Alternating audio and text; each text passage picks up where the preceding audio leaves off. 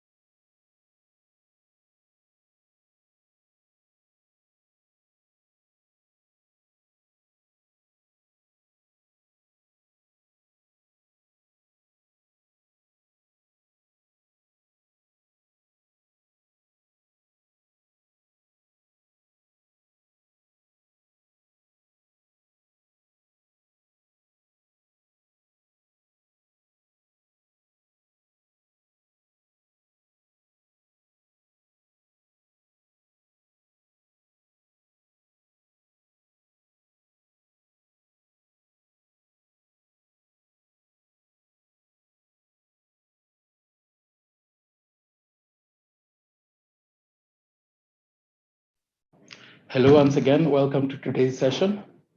Today's session will be on TB, and we'll be looking at the epidemiology of TB, introduction to TB and HIV, and also latent TB infection. Our presenters today will be Dr. Boru Okutu from Ministry of Health, who is a public health specialist, epidemiologist, and a program officer in the TB, HIV, and lung health program. And he is also a coordinator for the National TB program. Welcome, Dr. Boru. Kindly say hi to our attendees. Hello, good morning. Yes, good morning. You're very much welcome. We are very excited for this presentation. Now, listeners, our second presenter is Rhoda Paula. She's a program officer in charge of the TPT in the TB program at Ministry of Health. She is also a resident epidemiologist from the FELT program with a background of clinical medicine. She has served at the National TB program for 3 years and now is a focal person for the TPT and leprosy.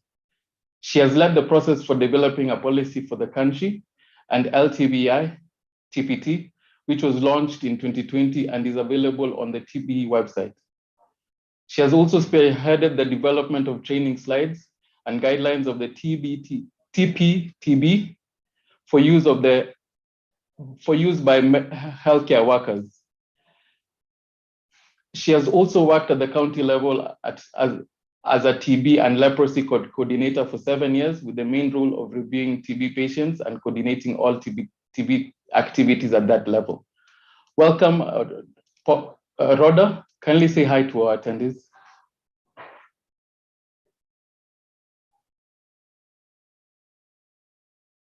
Hello, Rhoda. Hi, everyone. Yes, can you hear me? Yes, we can hear you loud and clear. Okay, Rhoda is my name, the focal person for TPT at the National TB program. Glad to be here. We'll discuss further during my session. Thank you. We are looking forward to your presentation. Dr. Boru, you can begin. You can share your slides. Okay, just in a few minutes.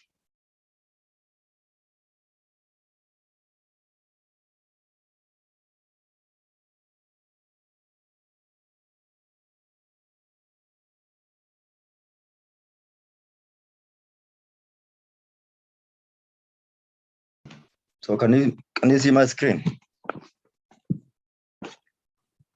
Hello.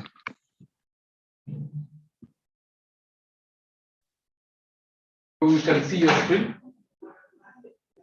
Okay, so good morning again. My name is Dr. Boru Okutu, as I've been introduced, working at the National TB program, coordinating TB, HIV, and lung health. So today we are going to go through introduction to TB, and we'll also look at the epidemiology of TB.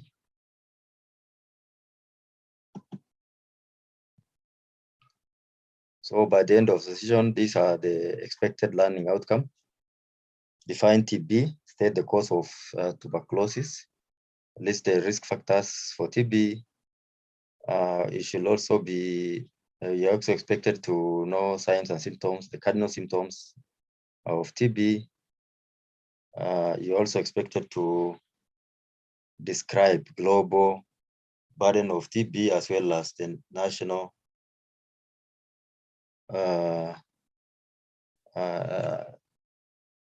TB burden in Kenya.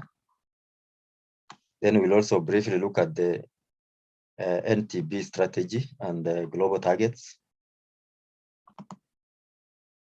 So we start with basics of tuberculosis.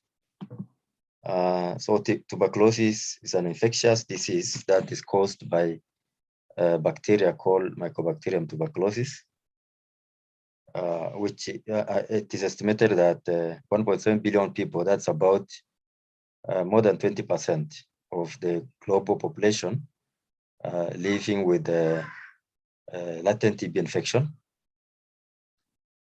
and out of which about 15% will develop TB disease during their lifetime. TB spreads from infected person to uninfected person through the air. And this bacteria gets into the air when that person coughs, sneezes, laughs, talks, or sings, or any other action that releases these aerosols into the air. The bacteria is transmitted through, yes. I interrupt you for a bit. Could you kindly put your slides on slideshow? Yes. Sorry, yes. So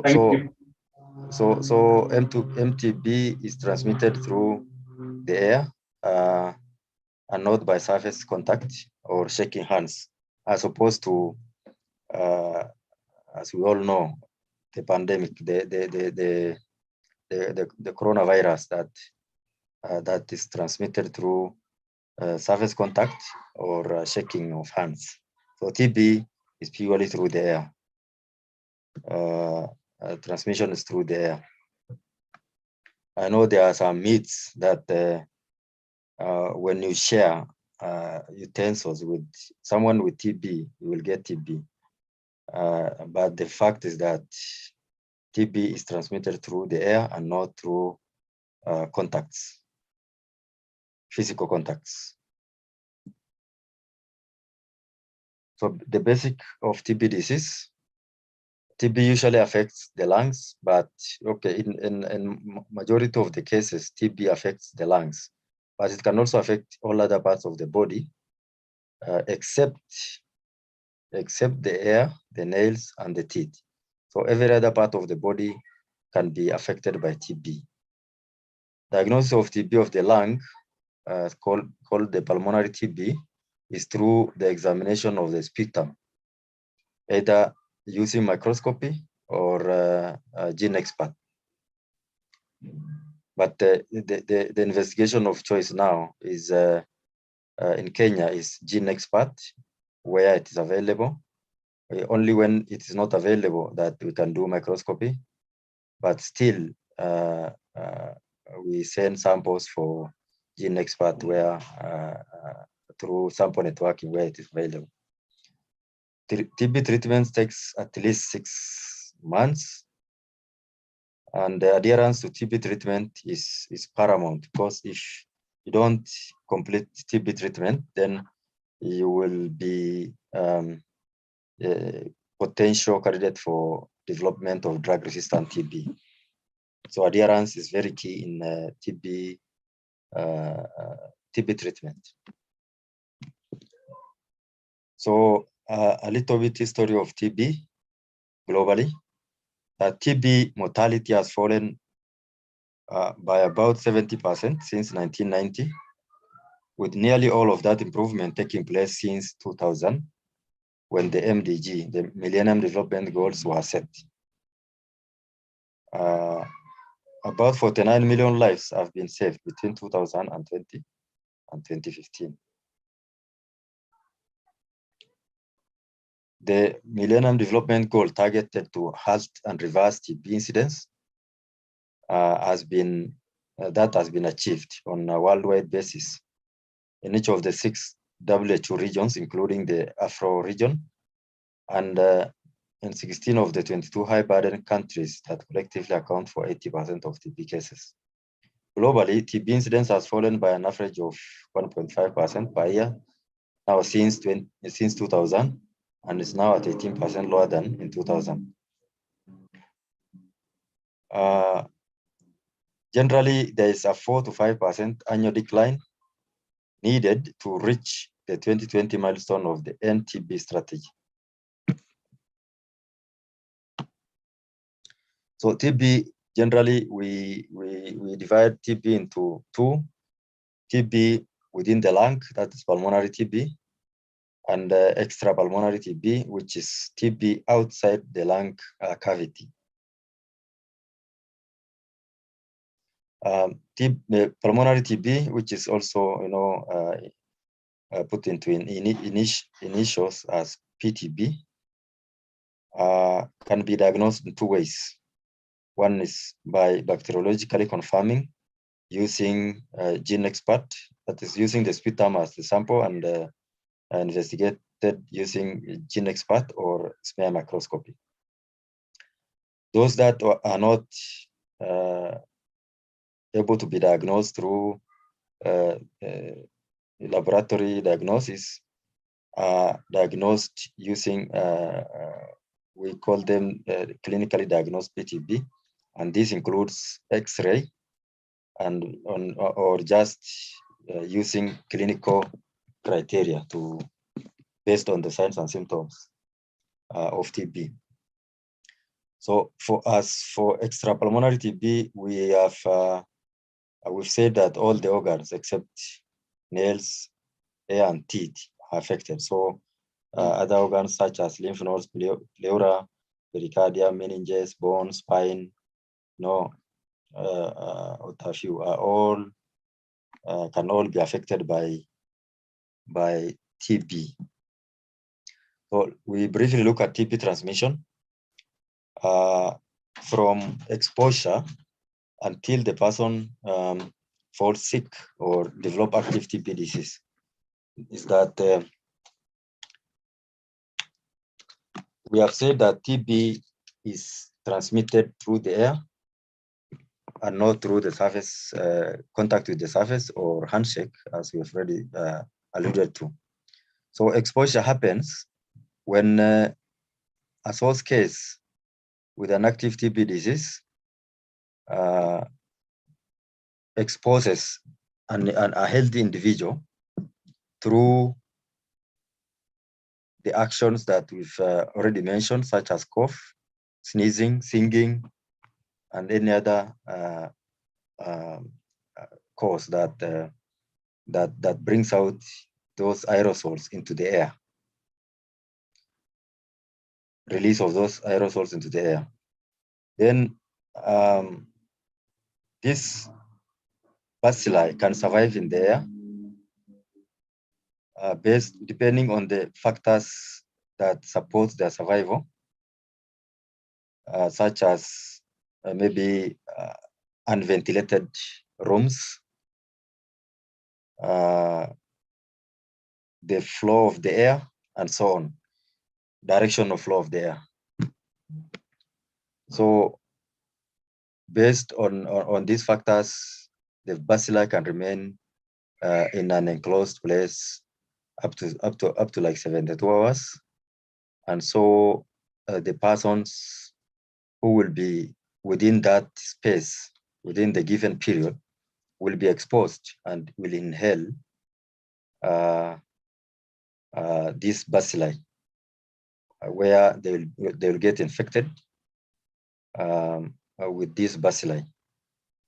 However, we said that about 90%, 70 to 90% of the people who are exposed to TB bacilli might not develop TB at all, might not develop infection, at all, while about 10 to 30% will develop infection, will have the infection latently. They will not show any signs and symptoms, and they can live with that infection all their life, unless other factors that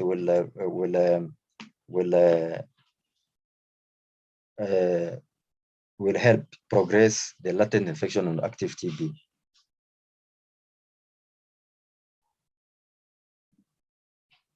So the natural history of TB infection is that once infected, the bacilli passes through the respiratory tract to the alveoli, where some of the bacilli are killed using the body immune system. A few might multiply in the alveoli, while others may enter the bloodstream and spread throughout the body. Within 2 to 8 weeks, special immune cells called macrophages ingest and surround the tubercle bacilli, and here we this will consolidate them into a foci called Ghon's foci, and they will be destroyed mostly as long as the immune system is strong enough. Much of the bacilli will be contained. through formation of barrier called a granuloma that keeps the bacilli contained and under control. So that is what we call now the latent TB infection. If the immune system cannot keep the bacilli under control, then it will begin to multiply and rapidly spread across the body. This can occur in different areas of the body, as we've already seen, except those three parts of the body that TB does not affect.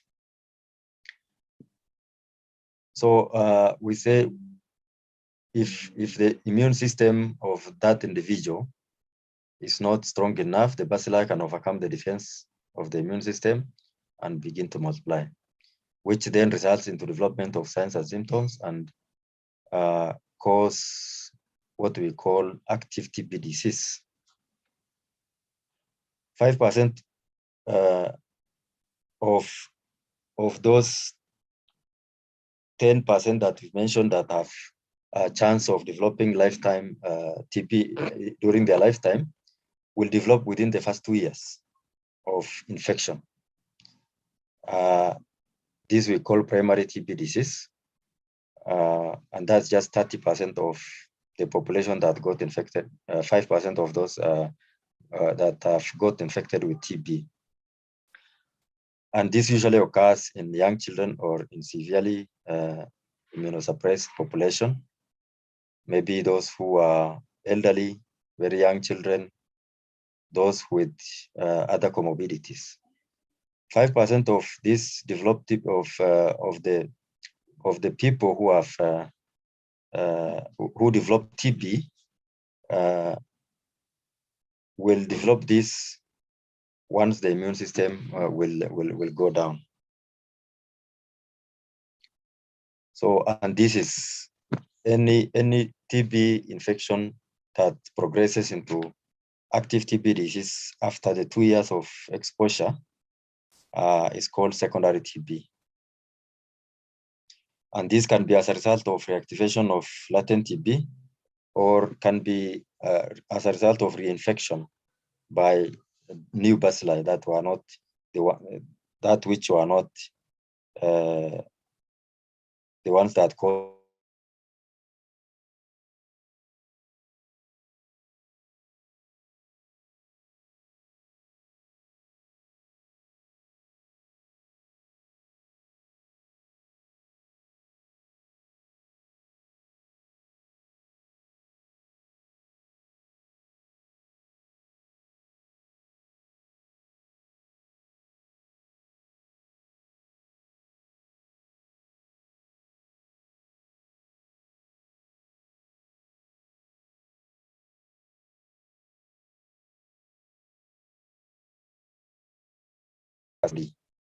there will be it will not progress to latent TB at all. So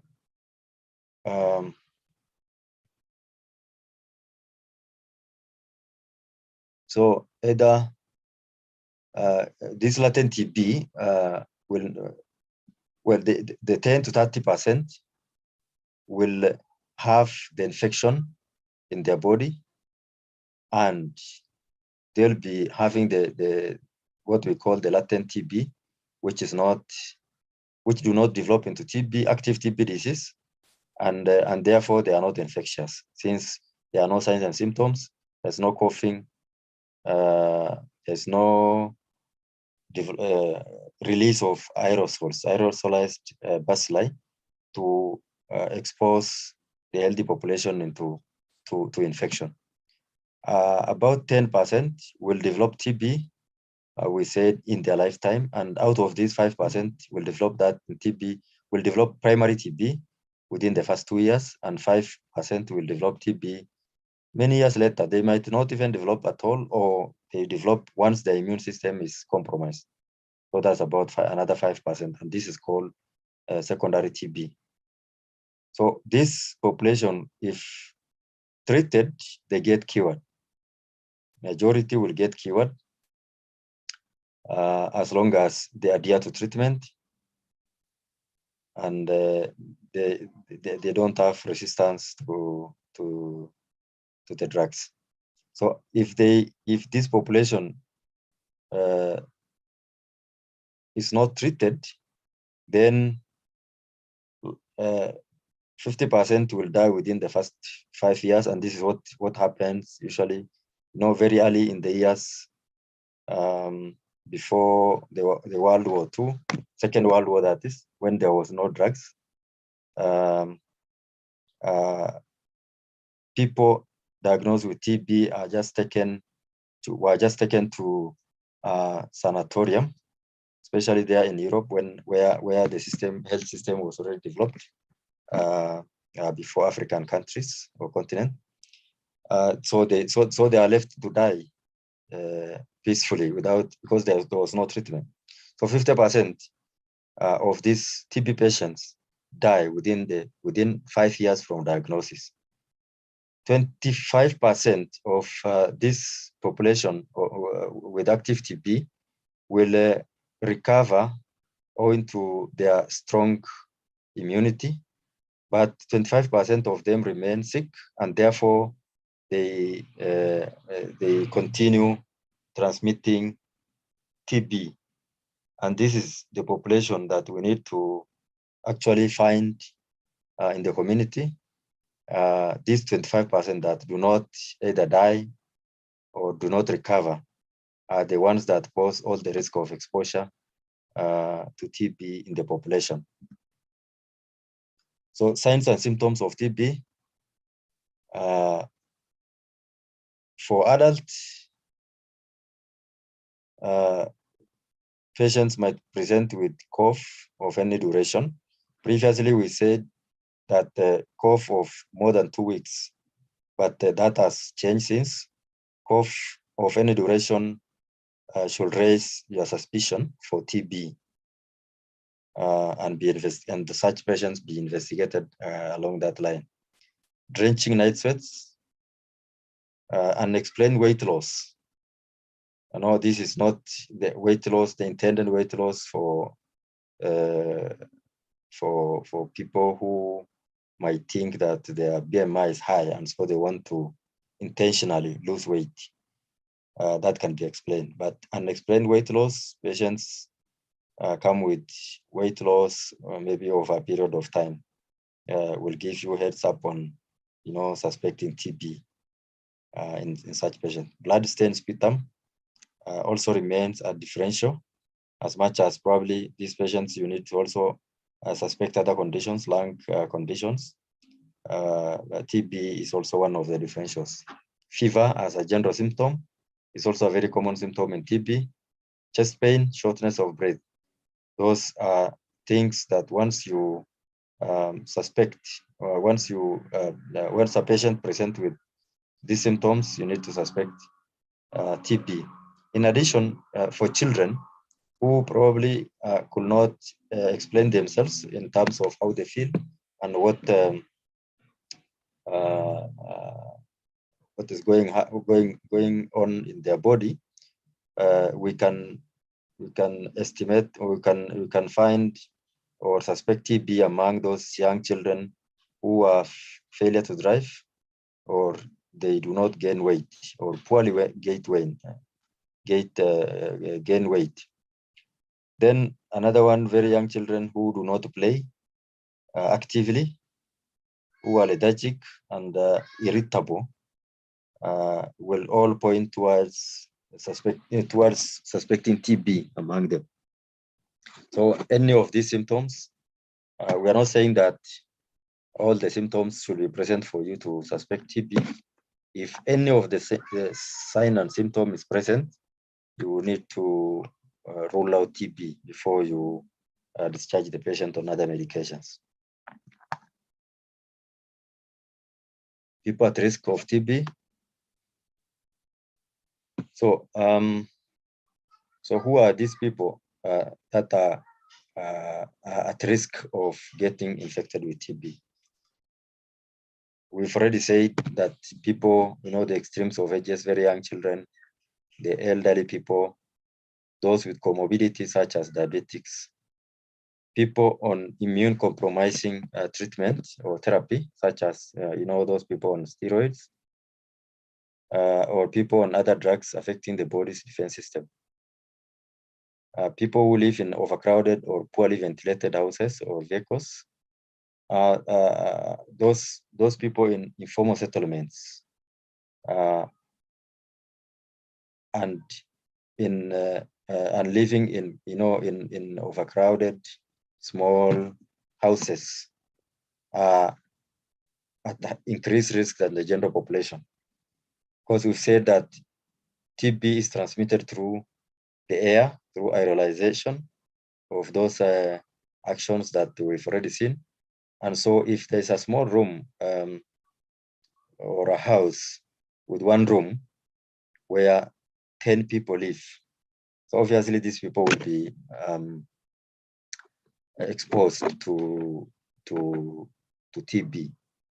Not only the houses, even the vehicles. Sometimes people might travel in a vehicle which is crowded. For example, our public service vehicles, the matatus, where instead of 10 people, maybe 18, 20 people will be traveling in. Those people, or if there is anyone who has active TB, then they are exposed to TB infection.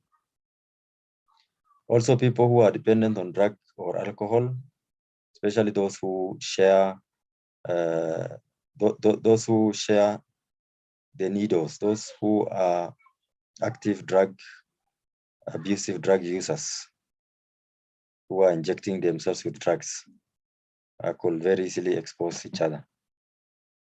So in summary, we've seen that TB is an infectious disease that is caused by a bacteria called Mycobacterium tuberculosis, which is transmitted through the air. TB mostly affects the lungs, but can also affect other parts of the body, except those three parts of the body that we said are not affected. There are two types of TB, pulmonary and extrapulmonary. We've also seen 90% of latent TB never develop into active TB and is non-infectious. GeneXpert and AFB microscopy are mandatory tests for all presumptive TB cases. Presumptive TB cases are those that we previously called suspected TB. These days, the term suspected has been changed to presumptive because of the fact that suspect could be something that the person is liable to, somebody is guilty of something. So WHO has recommended the word presumptive to replace suspected TB. TB is treatable using fixed dose combination. Okay, so that is the basic fact about TB. And finally we go to introduction to epidemiology. Here we will look at global statistics about TB and the targets. We look briefly at NTB strategy of 2018-2020. We look at the Kenya TB epidemiology. We look at the case finding and among the different population levels or strata. Then we'll look at the prevalence and the incidence and mortality rates in Kenya. So this slide shows global TB statistics. This is data from 2018, published in 2018, that about 10 million people fell ill with TB that year. So as opposed to in 2017, about 7 million people reported to have access to TB care, while in 2017 there were 6.4, so about 600,000 increase in access to TB care. However, 3 million were undiagnosed or not reported. As you will see in the next few slides, we are going to see that in Kenya, the picture remained the same. We are not able to get and diagnose TB cases, all the TB cases in the community. So quite a big chunk of TB cases the 25% we have just we've looked at in the previous slides are in the community transmitting TB disease or TB infection. So out of this 10 million, you can see 1.5 million people died from TB, including 251,000 people with HIV, as opposed to, the perception that TB, if you have TB, you will have, or most cause of death, the most common cause of death among TB patients is HIV. As you can see, out of 1.5, only 250,000 were people with HIV. So as long as TB patients have access to HIV treatment, the ART, then their survival potential is as good as those populations with TB but without HIV, as can be indicated by this report.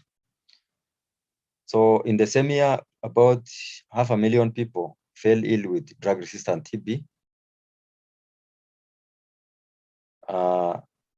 But as of that year, only a third of the population with DRTB or drug-resistant TB access treatment.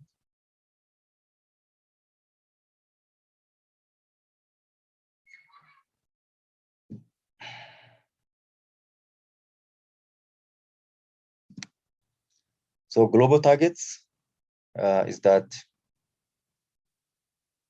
the NTB strategy and the Sustainable Development Goals have set targets to be achieved by the year 2035 for NTB strategy and 2030 by Sustainable Development Goals.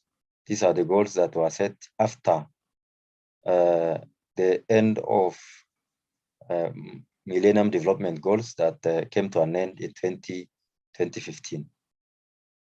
So here we are looking at about 3 indicators. One is reduction in number of TB deaths compared with the 2015 proportions. And by 2020, we are supposed to have reduced TB deaths by 35%. In 2025, we are supposed to have reduced it by 75%. And by the end of SDG 2030, we're supposed to reduce mortality due to the TB by 90%. And by the end of NTB strategy in 2025, we are supposed to reduce it by 95%. So by the end of NTB strategy in 2035, we'll have only 5% of TB patients dying. Probably this is because death is inevitable. There could be other related causes, but there are those causes of death that can be avoided, and so that's the one that is targeted by the SDG and the NTB strategy. So only 5% will be expected to die of TB by 2035 globally. The other the other indicator that we are looking at is reduction in TB incidence rate to about 90%, by about 90%. So by end of TB strategy, we'll have only 10% of incidence TB as compared to what we had in 2015. The third indicator is TB affected families facing catastrophic cost due to TB. This needs to be reduced to zero. They are not supposed to face any catastrophic cost, any cost in accessing TB. So cost should not be a barrier to access to TB care. Because in Kenya currently, TB treatment is free in all the public health facilities, but there are other indirect costs that probably hinder the patients from accessing these services, such as transport costs. So depending on the facility, location of the facility where the patients are accessing their treatment, transport costs can be a huge barrier to access to TB care. So the NTB strategy to achieve global targets focuses on these 3 pillars. One is integrated patient-centered TB care and prevention.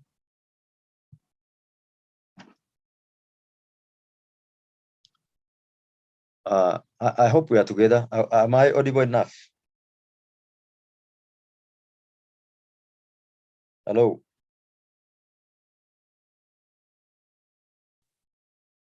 Yes, you are, Doc. We can hear you. Okay, thank you. I thought I was talking to myself. Okay, thank you. So integrated patient-centered TB care and prevention is pillar 1 in terms of the NTB strategy targets. Then pillar 2 is bold policies and supportive systems. In the integrated patient-centered TB care and prevention, we are looking at with the previous slide we have looked at the catastrophic cost in terms of indirect cost that prevents the patients from accessing quality TB care. And if this is taken care of, then this is a patient-centered kind of care. And number 2 is when, for example, patients, TB patients come to the health facilities to collect their medication maybe based on the clinics as they are booked or appointment given on a specific clinic day. This sometimes inconveniences patients because, you know, the different populations have different needs, different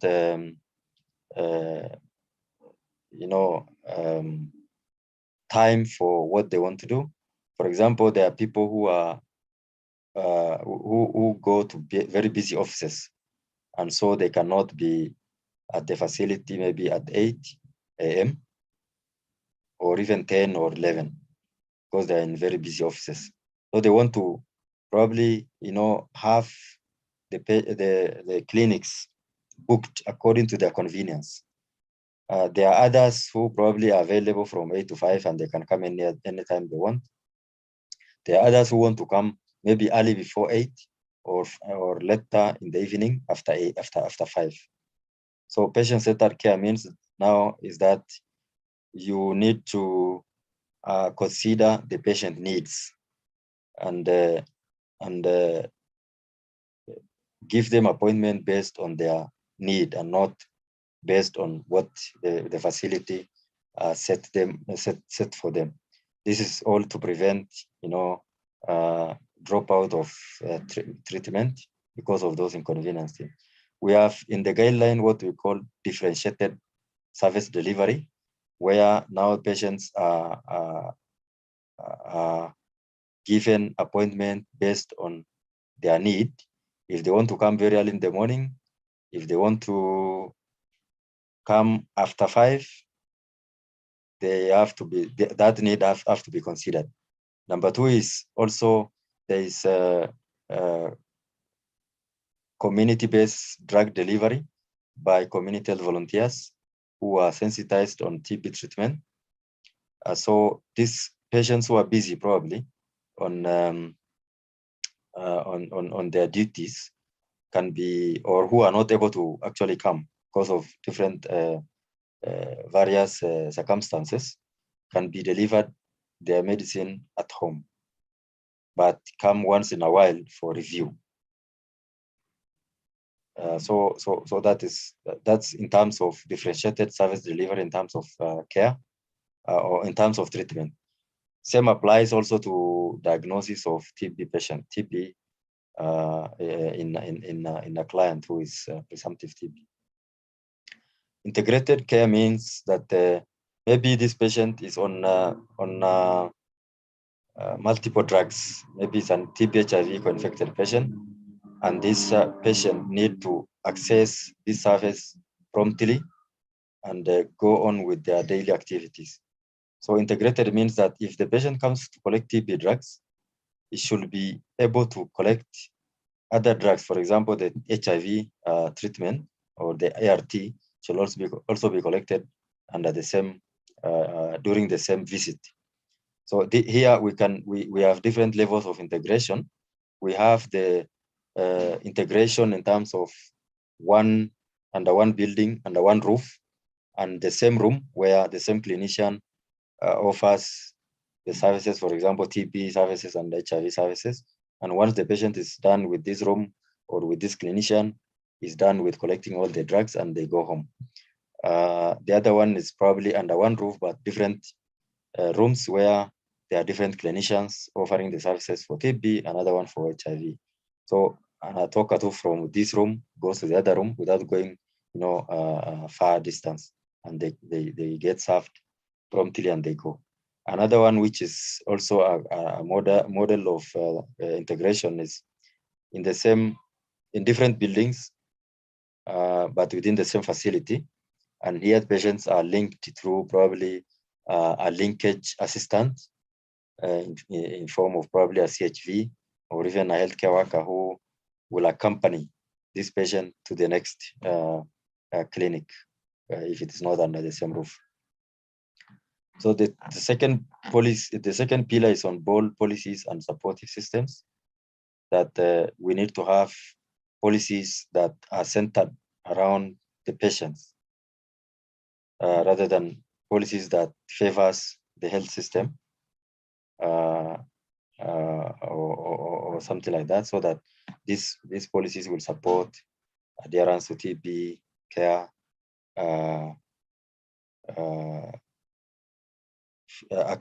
improved access to services and so on. So pillar 3 is intensify research and innovation, where now the research is based on the challenges, the areas that need to be improved in terms of even, for example, treatment of TB.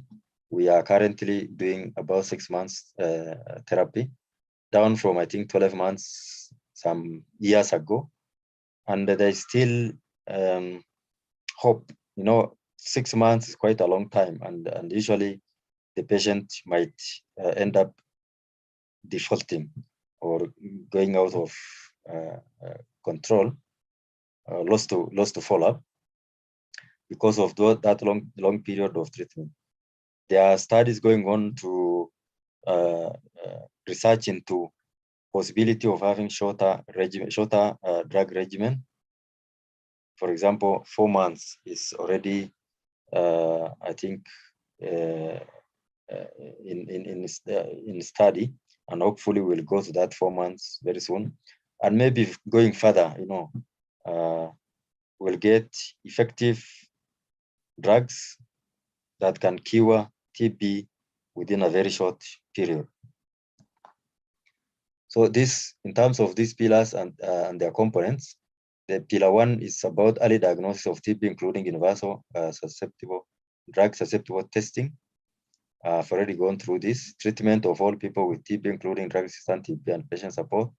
Collaborative TB HIV activities, for example, integration of services. Preventive therapy. Bold policies and supportive systems. That in terms of that pillar 2, we have political commitment with adequate resources for TB care and prevention. Engagement of communities, civil society organizations, and public and private care providers. And universal health coverage policy and regulatory framework for case notification, viral registration, quality and rational use of medicines and infection control, as well as social protection, poverty alleviation, and actions on other determinants of TB. So in terms of the third pillar, intensify research and innovation, discovery, development, and rapid uptake of new tools, interventions, and strategies. Research to optimize implementation and impact and promote innovations. So what are the indicators and the milestones and targets of the strategy for NTB strategy? So the vision of NTB strategy is a world free of TB. There should be no deaths. There should be 0 deaths due to disease, due to TB. There should be no suffering due to TB. So in terms of reducing even morbidity, not just the mortality. So the goal is end the goal TB epidemic and end the global TB epidemic. In terms of the indicators, we've already seen reduction in number of TB deaths compared with 2015, reduction in TB incidents, and TB affected families facing catastrophic costs.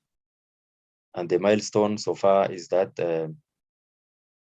or the expected milestone is as indicated on the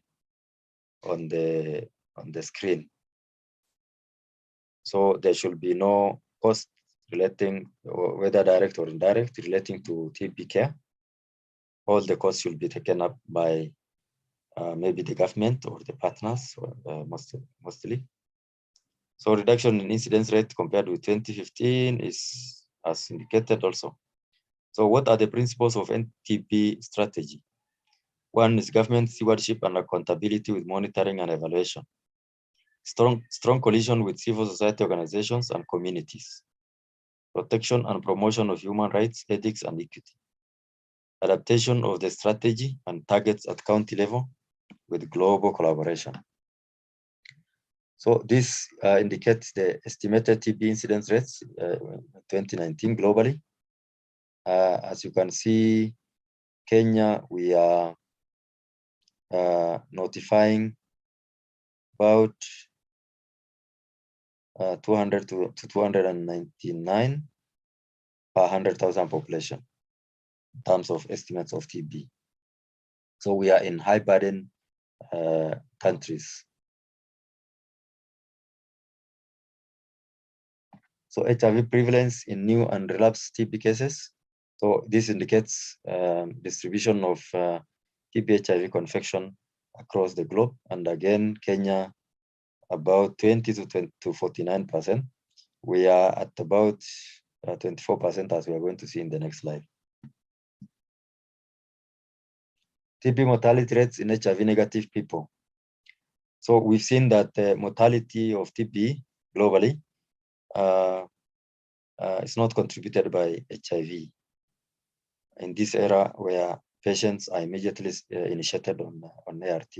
So that ART has reduced TB mortality, TB related mortality among HIV patients to the level of TB only mortalities.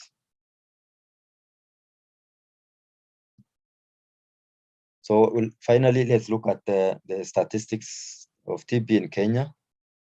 In 2020, we notified about 77,000 TB cases, and our estimate for TB case finding is about 140. This is based on the previously done prevalence survey in 2016 that showed that the estimated incidence for TB is about 140, with a prevalence of about 426 per 100,000 population. So we are able to get just about 60% of the cases annually. And so we are missing about 40% of cases every year. And this 77,000 is actually an increase from the 2020 case finding, where we got about 72,000, close to 73,000. So we have increased in 2020 by about 7%. So in drug-resistant TB case finding, we had about 804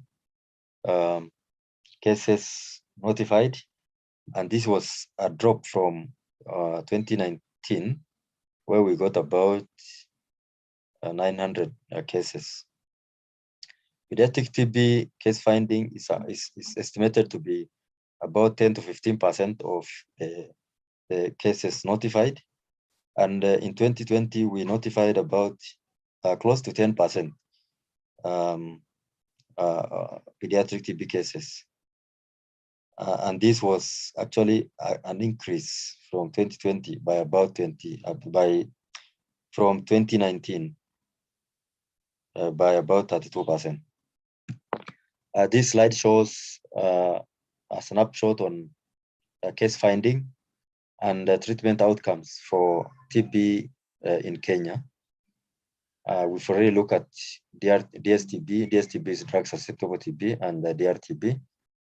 DRTB includes both multi-drug resistant TB and monoresistant TB, including RIF-resistant, rifampicin resistant. It also includes the XDR-TB. So that in general we call drug-resistant TB. So in terms of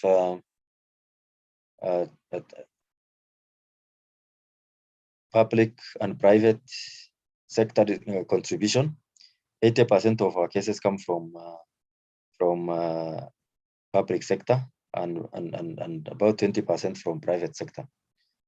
In terms of surveillance, surveillance now in this case means using GeneXpert to diagnose TB and also determine rifampicin resistance, as well as taking sample for culture and drug susceptibility testing for other molecules in the TB drugs. So we were able to do about 76%.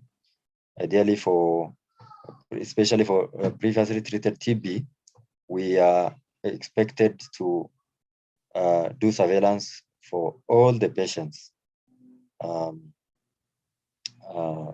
who are suspected to be DRTB, who are potential DRTB. HIV testing in the year 2020 was about 97%. And in terms of treatment outcomes, 71% was the cure, and the treatment success rate of about 84%. Then we also look at TB preventive therapy. TB preventive therapy is currently happening in Kenya, and there are categories of people or clients that are expected to be initiated on TB preventive therapy, and that the detail will come in the next presentation. But in terms of contacts, which is one of the categories that need to be initiated on TB preventive therapy, the household contacts, about 9,000 people were contact listed. Those are contacts of bacteriologically confirmed cases. Once we rule out active TB through symptomatic screening, including even X-ray, we initiate them on TPT. Previously, we had isoniazid preventive therapy. Now it has been expanded to include other medicine, as will be shown in the next presentation. So this is trend of TB case finding from 2011 to 2021. Before the prevalence survey was done, we thought that we are actually achieving the target of eliminating TB, because we were seeing reducing trend of TB case finding. As you can see, from 99 to 99 in 2011, 99,000 in 2011, to 75,000 in 2016 when the prevalence survey was conducted. And based on the results, we realized that actually we were missing a lot of cases. And from 2016, there was a sharp rise until 2018 of TB cases to almost 100,000 before we started again going down. But I think the COVID-19 outbreak played some role in the reduction in the case finding of TB. But in 2021, we have started seeing rise in case finding.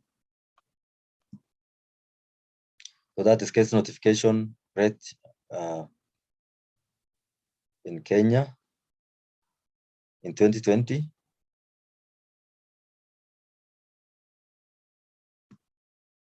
That shows the case notification, TB case notification change in 2020, 2021, in the era of COVID-19.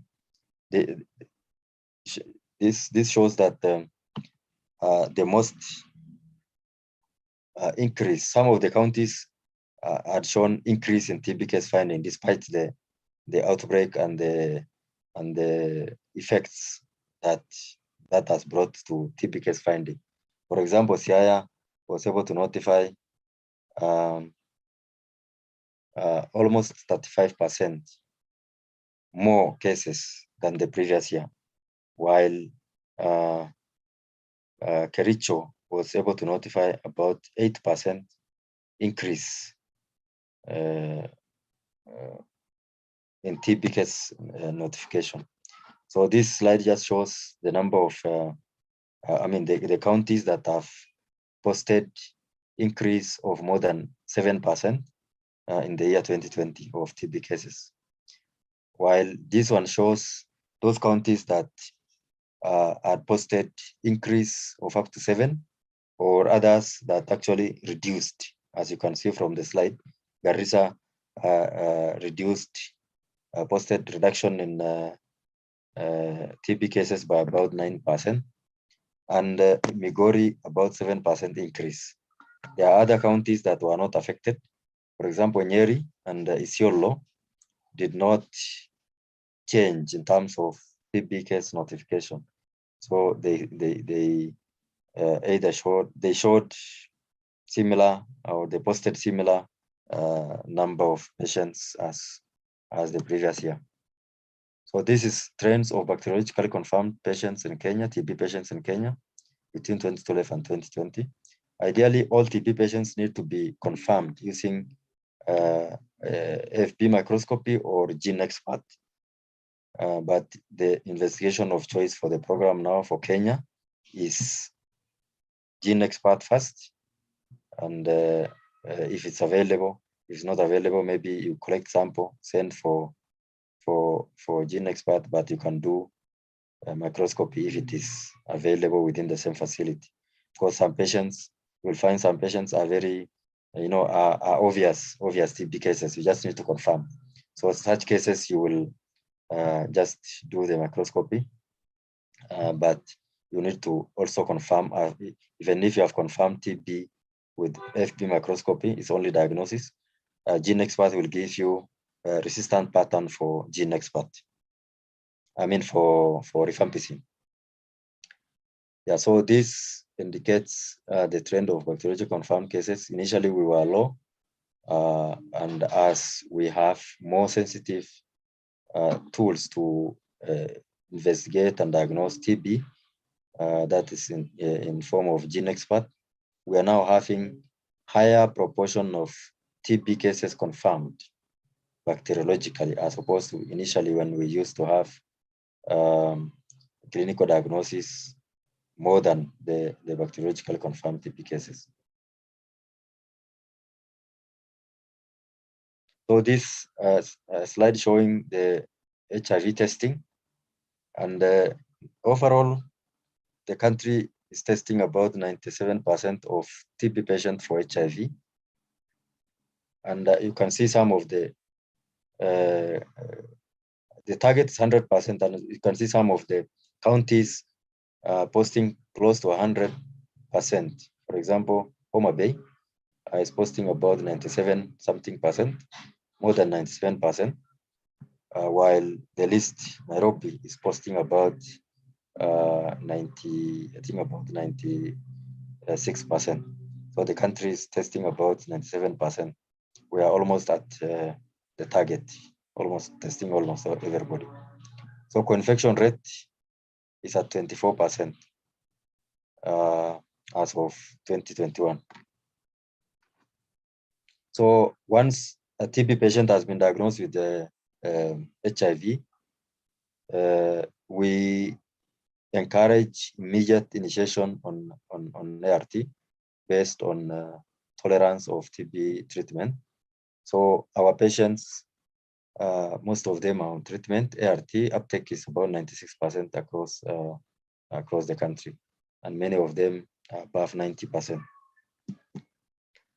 So contribution by private sector over time, from 2015 to date, has been oscillating between 18 and 21, and in 2021 we posted about 20%, and actually the target is a changing target. So currently we are 20%, and once we meet that, we'll keep on working on the target and keep on engaging private sector to take up more TB care, more in TB care, because about 48% of healthcare in Kenya is offered by private sector, and so there's no reason why we cannot have 40, 50%, 60% of TB care offered by private sector. So finally, in summary, we have looked at the global statistics that about 10 million people fall ill due to TB annually, globally. NTB strategy aims to reduce TB incidence and mortality by 90% and for 95% respectively by 2035. It has 3 pillars, as we had seen. Kenya is in the high burden for TB, triple burden of TB, HIV, and DRTB. Thank you.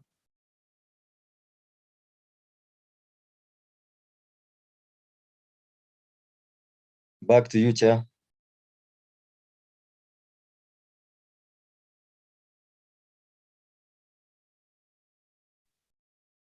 Thank you much, Dr. Boru, for your presentation. Rhoda, are you still with us?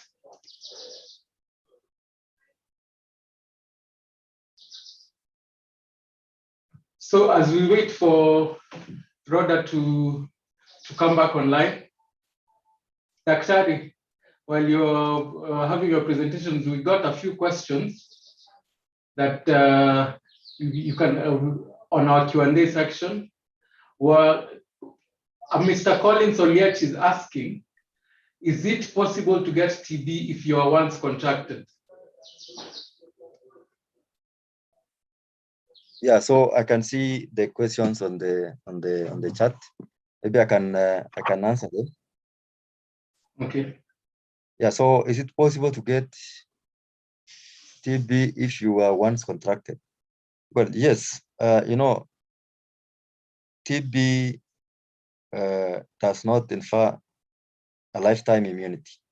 So once you get TB, you can be treated, you get cured, but you can still be infected with TB.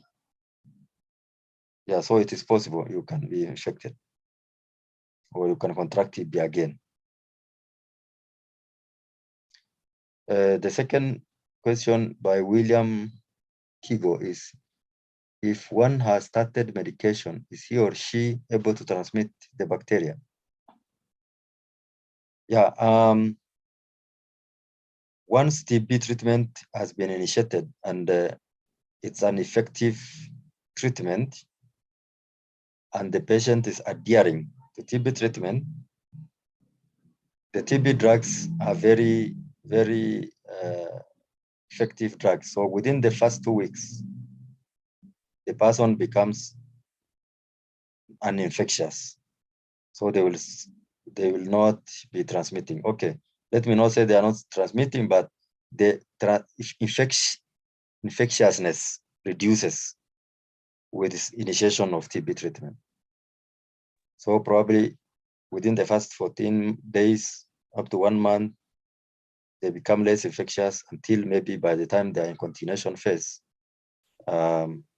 they do not transmit at all. And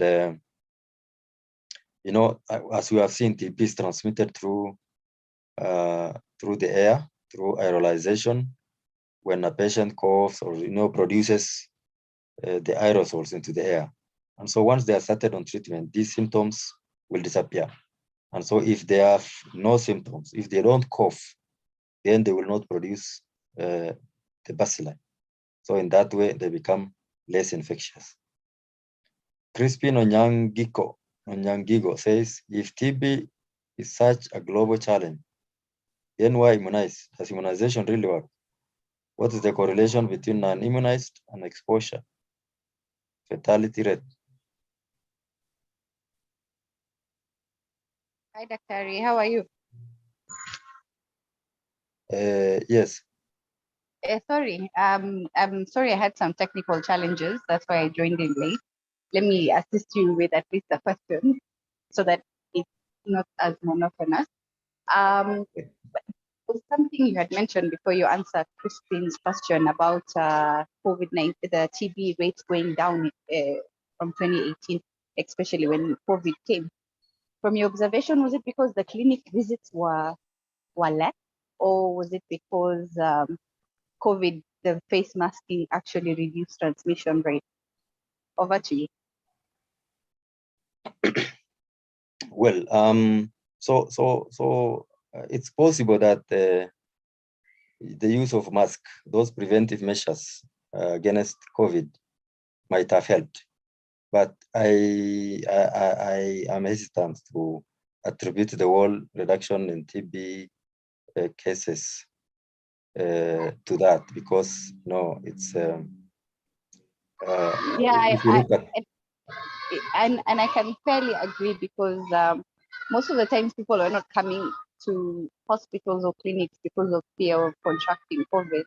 I'm not sure what was happening in the clinics in TB. Did they have a reduction even in known cases of TB? What was the strategy you had applied? Were you giving them drugs for a longer period? Yeah, what happened is that actually the cases reduced in 2020, but in 2021 it started rising. And in 2021, until recently, we were still using the mask. So that means that there's that period when the government had put restriction in place, restriction measures in place, that patients, once you start showing symptoms such as cough, you don't visit the facility, you call, having in mind that this probably is a COVID. So some of those cases were TB. And so if they did not call and they were told not to visit the facility, they will continue, or before they visit the facility, they will continue transmitting TB. Even if they call and the response team, the COVID-19 response, rapid response team visit the facilities, they collect the sample and they leave them.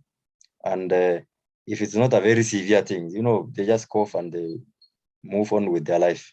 And if the result is negative, they are communicated back to them and they continue living. And you see, some of them might be TB and they continue transmitting. And number two, in terms of the mask and all that, I participated in a rapid response for COVID-19, and we've gone to several informal settlements where wearing mask rarely happens. So that issue of because of those preventive measures such as wearing mask has reduced, maybe in a certain strata of the population, of the society, it might have worked. But in generally where TB is very common, mask utilization was not as high. Yeah. And I totally agree. I can see Rhoda has joined in. Her presentation is ready. But I remember the first case of TB that I came across in Kenyatta, who had TB. Unfortunately, they also had MDR. It was such a challenge knowing where to put them in isolation. But let me leave you at that. So Rhoda, thank you for joining us. I can see your presentation is online. We can continue with the question and answer after your presentation.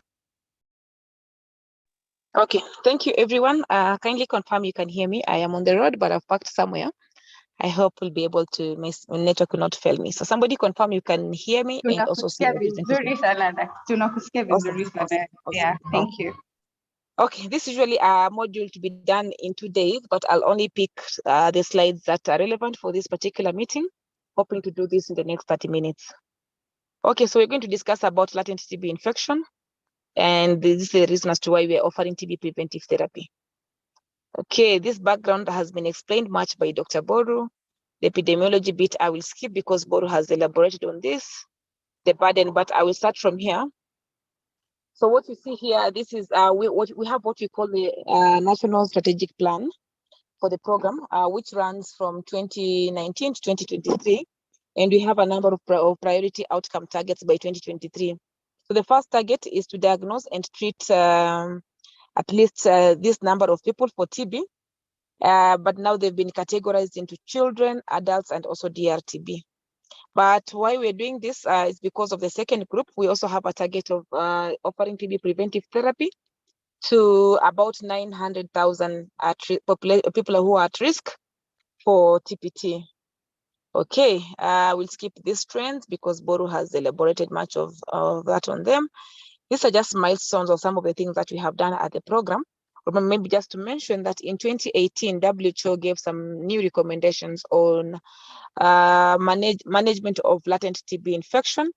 And then recommendations included offering TPT to an expanded population. Earlier on, before this, we used to offer TPT to people living with HIV and also household contacts who are below 5.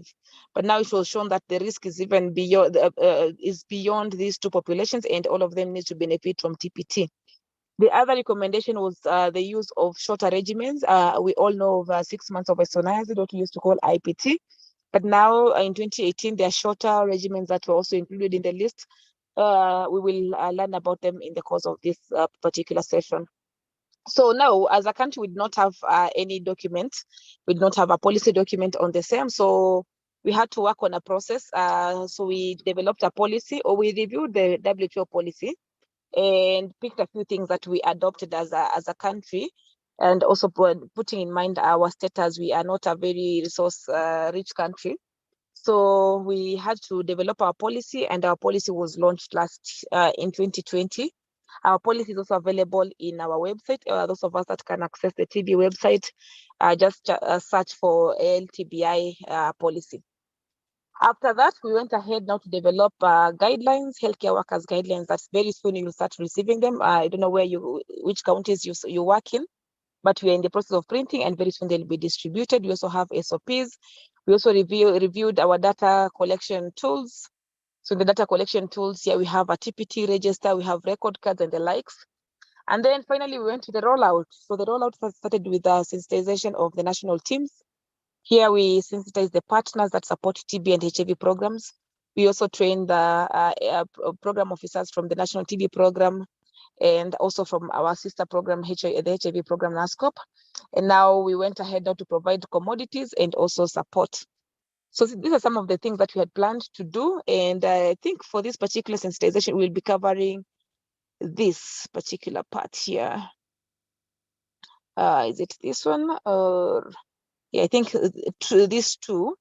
So after the national team was sensitized, we went ahead to sensitize the county and the sub-county TOTs, who majority will be interacting with you at facility level to also capacity build the healthcare workers in our different facilities. So these TOTs will do on-job training and also capacity building at facility level. So what we're doing today is part of this. The sensitization learning is a continuous process, and we do it in various ways. Right now we have the e-learning models that can also help us to reach to a number of healthcare workers. I am glad that this webinar today has enabled me to reach to 423 healthcare workers, which is a good step in terms of cascading the knowledge. The rest here is about procuring the commodities, printing of the guidelines and distributing, offering continuous technical assistant visit like what we are doing right now. We are doing a TA in Nairobi to assess the uptake of TPT post the healthcare workers initiation. Okay, now we go to the content. We will define a few terms so that now going forward, it is easy for us to understand what you're talking about. The first thing that we need to define is what latent TB infection is.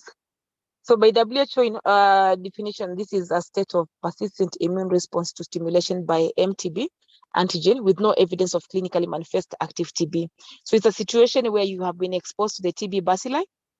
Maybe you have lived with a person that has tuberculosis, or maybe you're a healthcare worker that you have some patients that could were coughing in the outpatient or even in the wards that were coughing. So it includes the undiagnosed and the diagnosed. So as long as you've been exposed to the TB bacilli, but you're not showing the signs and symptoms. So your body or your immunity is able to contain the disease, and then you're not showing signs and symptoms of TB. So the bacilli is in a dormant state.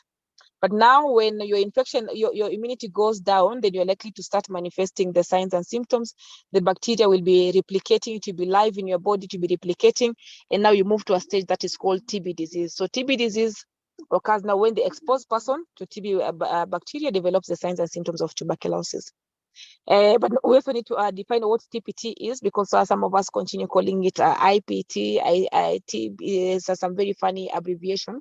But TPT is now the treatment offered to these individuals, the ones that are considered to be at risk of TB, in order to reduce that risk.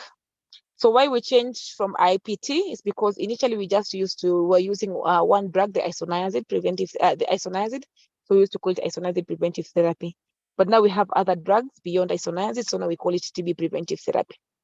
The other thing that we need to understand is who our household contacts is, because we realized in our presentation that one of the population that needs to benefit from TB preventive therapy is the household. So who is a household? So by WHO gave a very broad definition that includes a person that you have shared daytime periods and also nighttime periods and also extended daytime periods with a person that has tuberculosis. And this should be like 3 months before that the sick patient was was diagnosed and put on treatment. So by this definition, then it means if you have a workmate, a classmate who has tuberculosis, you were in the same class maybe for that period, 3 months before the case was diagnosed, you are sharing extended daytime periods. If it's a workmates, you're sharing the most of your daytime periods with them, then you qualify to be a household contact. But just to mention, if when it comes to offering now TB preventive therapy, we will not be able to reach to that, because now you realize that will be a very big population. One TB patient will have the household contacts, and beyond that, the workmates or the social contacts to be included. So the resources required for that might be too much, which for us as a country, Kenya, a resource limited country, we may not be able to reach to all contacts by that definition. So in terms of offering TPT, we will narrow down our TPT to just the household contacts. So you get backed confirmed TB patients, you ask them, whom are you living with? And these are the ones that will benefit from TPT.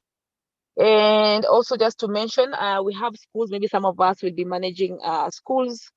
In schools, the scenario will be different, because boarding schools specifically, we will treat the dormitory members or the cube members as household contacts, because now those ones will be sharing the same nighttime period. So the assumption here, all of them are at risk.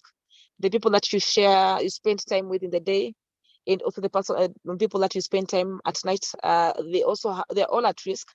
But the risk is higher among the people that you spend nighttime period with, because at night we're in an enclosed room. We have closed the windows because it is cold, and also for security purposes. But the risk of the people that we spend daytime periods is lesser, because most of the time we've been outdoors. We'll be in maybe a larger halls for the students, maybe for the workmates. Most of the time, maybe you'll be doing a ward in a bigger ward, so the risk is lesser. But if you had adequate resources, then we would put all these people at on TPT. And just to mention that, much as we're not going to offer TPT to the social contacts, efforts to do contact screening should be done to all. So you have TB in school, a TB patient in schools, just screen the entire school or the entire class. But now when it comes to TPT, that's when now you narrow down to the household members. So the burden for latent TB, it's estimated globally that 1/4 of us, of the world population, have latent TB. However, not all of them will progress from latent to active. So the risk of progression varies. It's estimated that 5 to 15 of those who are infected will progress to TB disease, usually within the first 5 years after initial infection or after initial exposure to the TB patient. So these people that are latently infected form as a reservoir for a significant proportion of the emerging cases of TB. So a number of the patients that we are managing today for TB were once latently infected, but maybe because of the immune status, immunity went down, and now they came down with tuberculosis. So that is to say that if you manage the people that are latently infected in future, then you're likely to reduce the burden of tuberculosis in the country. We did a small survey in Kiambu where we tested a number of healthcare workers with IGRA. IGRA is one of the new diagnostic option or test option to pick exposure to TB. So in Kiambu, we sampled a few facilities and a few healthcare workers from different departments, from the wards, from the outpatient, from the lab also. And what we did, the first thing we did for these healthcare workers, we screened them for TB to ensure that you do not have signs and symptoms. Remember, we said people that are latently infected, the bacilli in them is dormant. So definitely they will not show any signs and symptoms of TB. So we ruled out the signs and symptoms of TB, and we made sure that the population that we're dealing with do not have signs and symptoms of tuberculosis. So when we did that, now we subjected them to the IGRA tests to see if they will test positive. An IGRA test is more of an antigen antibody test, and it's able to detect a reaction, to pick a reaction if somebody has had the exposure to the TB bacilli. So we were surprised, much as in the first bullet we're talking about a quarter of us I estimated to be latently infected in Kiambu, and maybe most of us as healthcare workers, the story was different. So about 80% of the healthcare workers turned positive. So this shocked us, and we decided, much as the way we have been handling PLHIVs and contacts, then we need to also include healthcare workers as a risk population to benefit also from TPT, bearing in mind our work environment and the likes. We have been exposed left, right, and center to this bacilli. Okay, but no, we've not been able to do any study to the general population to ascertain the burden of tuberculosis. But what we are thinking is it could be something closer to what we saw in Kiambu. Natural history of progression, I think this is maybe common knowledge for all of us, but what happens when you are exposed? A big proportion will not develop any infection, will not get any infection, but about 10 to 30% will get the infection. That's why we're saying a third of the world is likely to have a latent TB infection. But now from this, there are those that will straight away go ahead and develop active TB, 10%.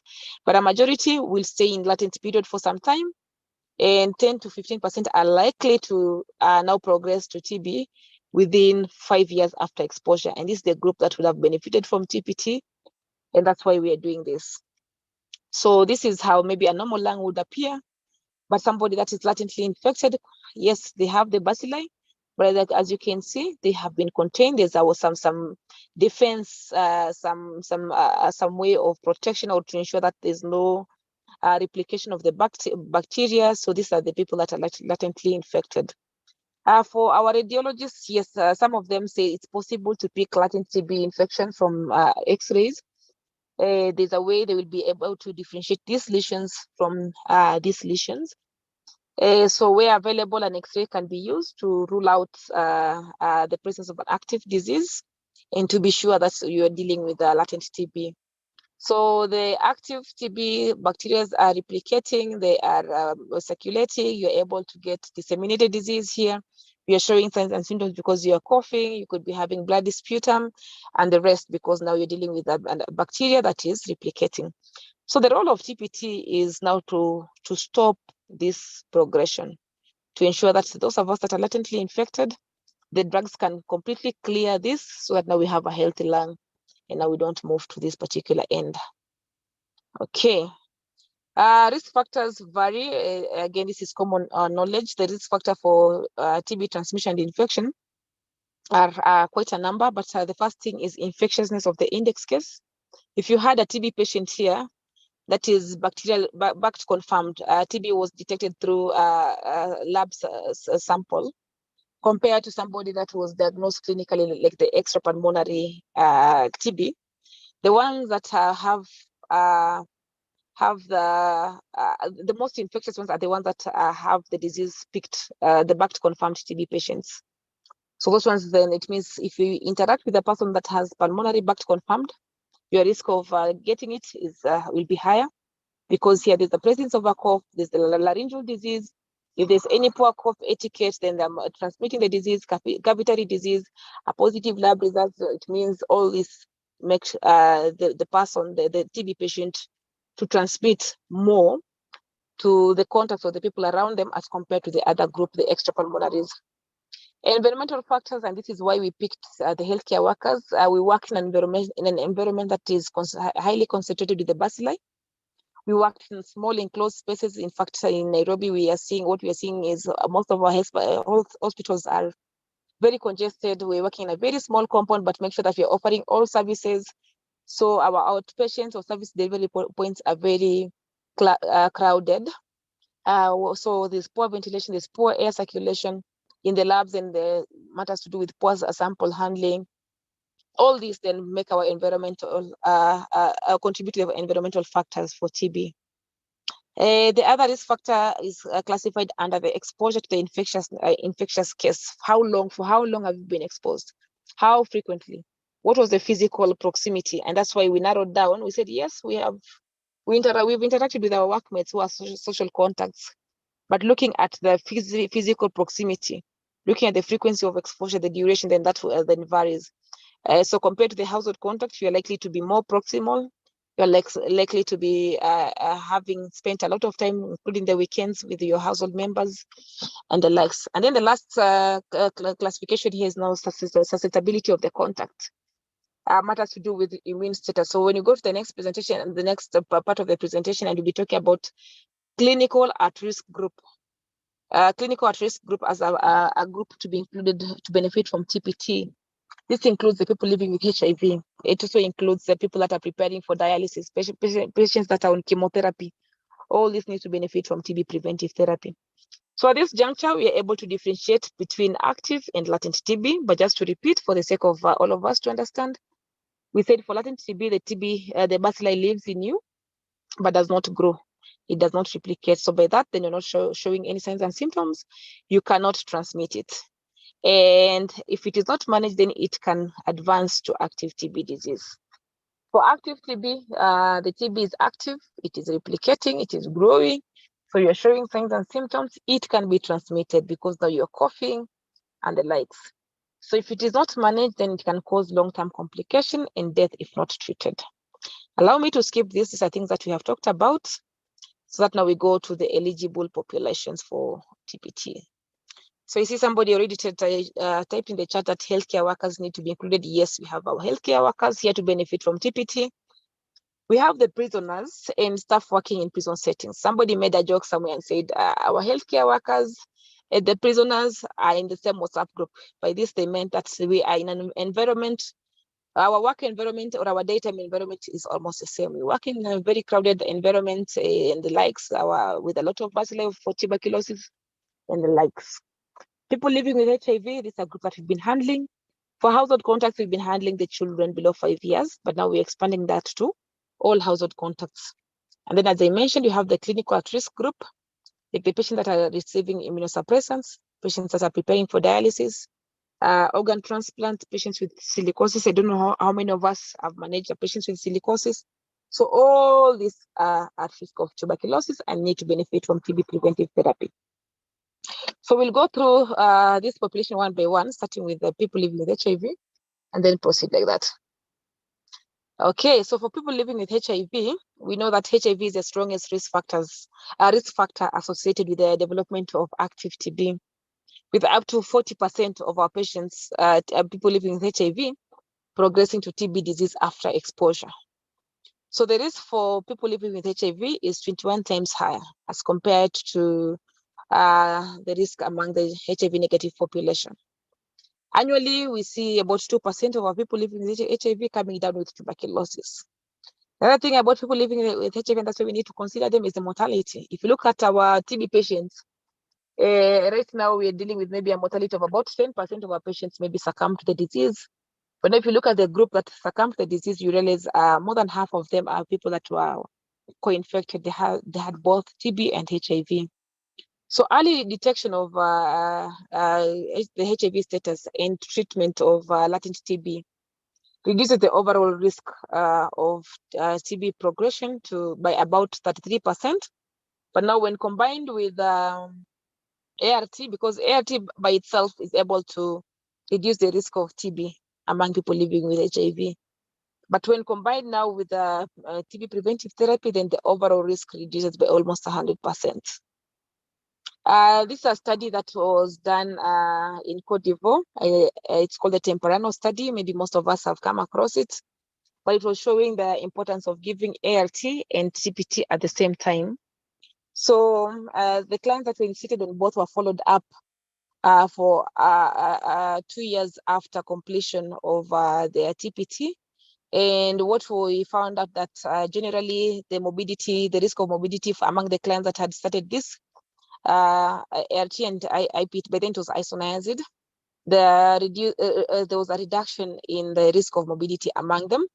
However, the ones that had the combination of ART and TPT, they had the highest or the greatest protection effect. So by offering both, then you're not only preventing TB, but you're also reducing the risk of morbidity and mortality among this group of people. So what is the recommendation here that we are giving? The children that are more than 12 months and they're living with HIV, then they should be given TPT, regardless of the ART status, regardless of the previous history of TB, and even the pregnancy status. For children, the infants, the ones that are below 12 months, if they are living with HIV, that alone will not be an indication for them to receive TPT. But they will receive TPT where there's a known TB case, so they are household contact. Remember why we are giving PHIVs, because we are assuming that they've been exposed to TB and they have a low immunity. So the children below 1 year, not unless there's a known case, most of them are indoors. Most of them are either with their family members in the house. So the risk out there, the risk of playmates, the risk of schoolmates is not applicable for this particular group, and that's why they will only be given TPT if there's a known backed confirmed TB case in the house, in the family, in the house. Okay, we will have instances where somebody will be diagnosed with TB first, and then as you manage TB, you do HIV testing, you realize that they're also living with HIV, meaning that they will not have received TPT. So we are saying TPT may be given immediately after a successful completion of TB treatment, so now to prevent future occurrences of tuberculosis for this group of people.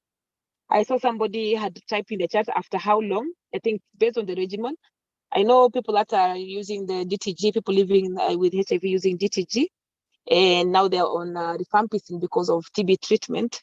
Usually you take about 2 weeks now to, you super boost, yes. And then after 2 weeks after completion, then you will return back to the normal dosage of DTG. So for this, after the 2 weeks, then you can initiate TPT to ensure that future occurrences of TB or even relapse and reoccurrences of TB among this group do not happen. This question is usually asked, will we repeat TPT even for us as healthcare workers? If I take TPT today, will I repeat? So what we saw in most of the documents and the studies done, that TPT offers a lifelong protection. And there are some documented studies that clients were followed up 6 years later, 5 years later. I think I also came across one that's 12 years later, and the group of people that had received TPT did not develop TB by those years that I've mentioned. However, for people living with HIV, we're saying repeat TPT is not recommended among people living with HIV, not unless they become a household contact. PLHIVs have a weakened immunity, so it's good to also consider that. So you have a PLHIV, they received TPT years ago, they happen to now have another risk, an additional risk of being into a household contact of TB patient, then in that case, you can repeat. Now let's move to household contacts. Don't get tired. I hope you are all concentrating. Maybe just to confirm if my participants are on. Yes, my participants are on. And just to see in the chats if they're commenting anything. Yes, I see questions are coming. So this is an indication that, yes, I have my participants on. Okay, now we move to household contacts. As I mentioned earlier on, we used to offer TB preventive therapy to the under 5s. But it was seen that the prevalence of latent TB is higher among even the ones that are over 5. And why is it so? The over 5s are now, these are big children. They're outside there. They are school going. Most of them can, if it's in the estate or in the village, they'll be out there playing with their colleagues. So the risk, the exposure is higher as compared to the children below 5 years. So that is to say that then all of us, all the contacts more than 5 years are all at risk of tuberculosis, including the adults.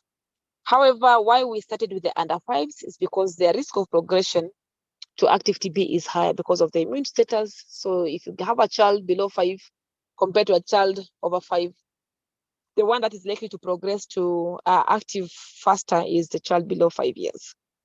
So this is to say that household contacts, regardless of their age, have a significant or higher risk of progression to TB as compared to the general population. So they should be offered TPT after ruling out any signs and symptoms of active TB, regardless of the HIV status and also regardless of their age. Okay, so currently, as I know, maybe this will come as a question. Currently, we are saying the contacts of DRTB patients are excluded from TPT, so they will not get TB preventive therapy, mainly because initially there was no specified regimen for this, but years later on, we saw that WHO recommended the use of the fluoroquinolones as TPT for this particular group. So the PMDT, the team that handles DRTB patients advised that we first of all reserve the use of levo among this group of people. So maybe years later on we'll have them included. I know some countries are already using levo for the contacts of DRTB. But for us now, we'll continue with the normal screening that we've been doing for our DRTB contacts. If you get a DRTB patient, have the contact screened. If it's an offering the X-ray, have all that done, but you'll handle the ones that are symptomatic. The ones that are asymptomatic, then they will not get TPT. I'll skip this in the interest of time. So this is the recommendation that we are saying. All household contacts, that is regardless of their age, the children, adolescents, and the adults, of backed confirmed. I'm repeating, of backed confirmed, not all TB patients, yeah? Should be given TPT after ruling out active TB disease. So the ruling out here is based on the national guidelines, and also if you have any signs and symptoms, then you should be offered the diagnostic options. Where available, we have LTB tests to pick in infection, like the TST and the IGRA. That in Kiambu we use IGRA. TST may be available maybe in the private facilities, I don't know. But countrywide, we do not have TST. But these ones can be used to pick exposure to the TB bacilli. So it can be provided to the adults and the adolescents more than 5 years. Anyone below 5 years, you're likely to get false negative results. Anybody with low immune status, like the PLHVs, you can't also use this test because you're likely to get false negative results. But where these tests are not available, then we'll work with the symptom-based screening and proceed. This one is not relevant to this particular group. We move to the prisoners. Prison settings, again, the global risk of TB in prison is high, 23 times higher compared to the general population.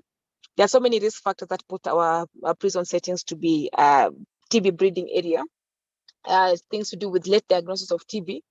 So you have an inmate, maybe the diagnosis of TB will be delayed. So that means they will have exposed or transmitted the disease to so many other inmates by the time that this diagnosis is made. We also have, sometimes you have inadequate treatment, maybe they do not complete, so the issues of loss to follow-ups are also high in the prison setting. Overcrowding, we all know that. Poor ventilation, repeated prison transfers, all these high HIV infection, malnutrition, substance abuse, all these then make our prison setting to be at risk of TB.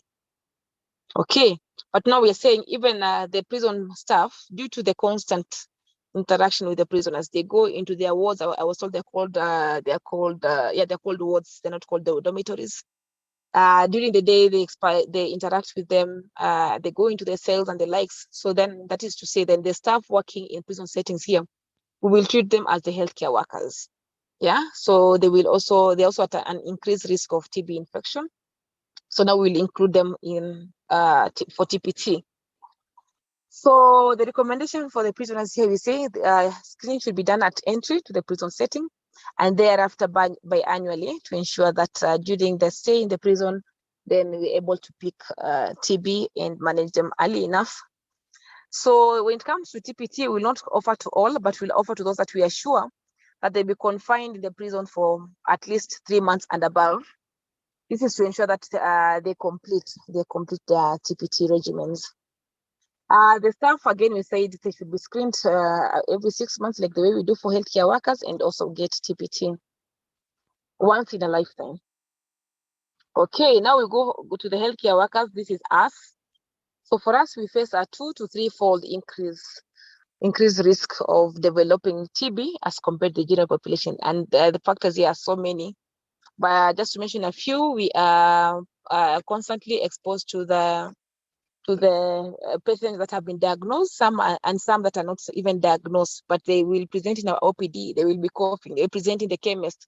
I have a cough, the hepatitis chest cough, and the likes. So that is to say, then we put them we are at risk of TB. Okay. So, and also the labs will be handling different specimens. As you handle the lab specimen for diagnosing TB, you're putting yourself at risk. I don't know how many labs have the protective devices and the likes. So the recommendation here is screening should be done at least twice a year. Yesterday, we commemorated World TB Day. I don't know any of us that were able to receive screening services just to screen to know if you have influenza and symptoms. And also for the healthcare workers, remember, offering TPT does not mean that now you have conquered this fight, but we still need to work on our infection prevention and control measures in our health facilities. So how does our seating arrangement look like? How ventilated is our work environment and the likes? So don't say that because I've taken TB preventive therapy, then now I don't have to open the windows. All IPC measures need to be put in place. Okay, so again, we need to rule out any signs and symptoms of active TB disease before offering TPT. So the other clinical at-risk group mainly is because of their weakened immunity. I'll not go into those details, but these are patients that are mainly handled by the consultants. So we also have efforts to reach out to a number of consultants who are handling these at-risk populations so that they give TPT before doing the other procedures. We have some population here that in some countries, maybe they're receiving TPT. And even for us, we feel maybe they are at risk, like the diabetics, the risk for TB is higher. But for one reason or the other, we do not include them in the list of persons to benefit from TPT. So for the diabetics, I know the studies that gave this recommendation that we're talking about today was not done among diabetics, but currently there's an ongoing study in a number of countries that will be happening for up to 36 months, and it started, I think, last year. So 3 years later, we'll be able to see the findings, and maybe later on we'll see if the diabetics can be included as a risk population. Then these others, people who inject drugs, the people who are on harmful alcohol use, the smokers, the homeless, because of their numbers and also issues to do with follow-up. So we asked ourselves, if we initiate TPT to the homeless, how easy will it be for us to follow them up? So for now, we said we'll not include them. Maybe we start with the populations that are well-defined, see the uptake, then maybe later on we can have ways to reach out to these populations. Immigrants from high TB burden countries, we will see this in most of the WHO guidelines recommending TPT for immigrants. But this does not apply to a country that is already a high burden, like for us, Kenya. So we cannot say because I am coming from Tanzania, maybe it's a high burden, I'm going into Kenya, which is equally high burden, that you should offer them TPT. No, that will not apply. So this applies to the low burden countries for TB. So, and I think you've already seen this in your practice. There are some people that are traveling abroad because they know that you're coming from Kenya being a high burden country, that you'll be tested first before going into the country. So this is not applicable for us. So we're saying this can get TPT if they happen to be included in the other criteria for TPT. So you're a diabetic, but you also happen to be household contact, then yes, you can benefit from TPT and the likes. Okay, we have a screening algorithm. Mainly is to look at the signs and symptoms for the children and the adults, which I'm sure you already know. But in this, we developed an algorithm. This is just a snapshot of it. Below it, there's some also more content. But here we're looking at the adults. We need to rule out ascertain if there's any of these symptoms are present. And for the children specifically, the failure to thrive, reduced playfulness, the poor weight gain, very important for you to detect, to increase your index of suspicion for the children. So the ones that symptoms are absent, before going to initiation of TPT, you have to evaluate for the contraindication. And the contraindications have been listed below here. We don't want to offer TPT to somebody that has active hepatitis, chronic alcoholism, and the likes, active TB. So you need to rule out, evaluate for any contraindications. The ones that will not have any contraindications are the ones that you provide TPT.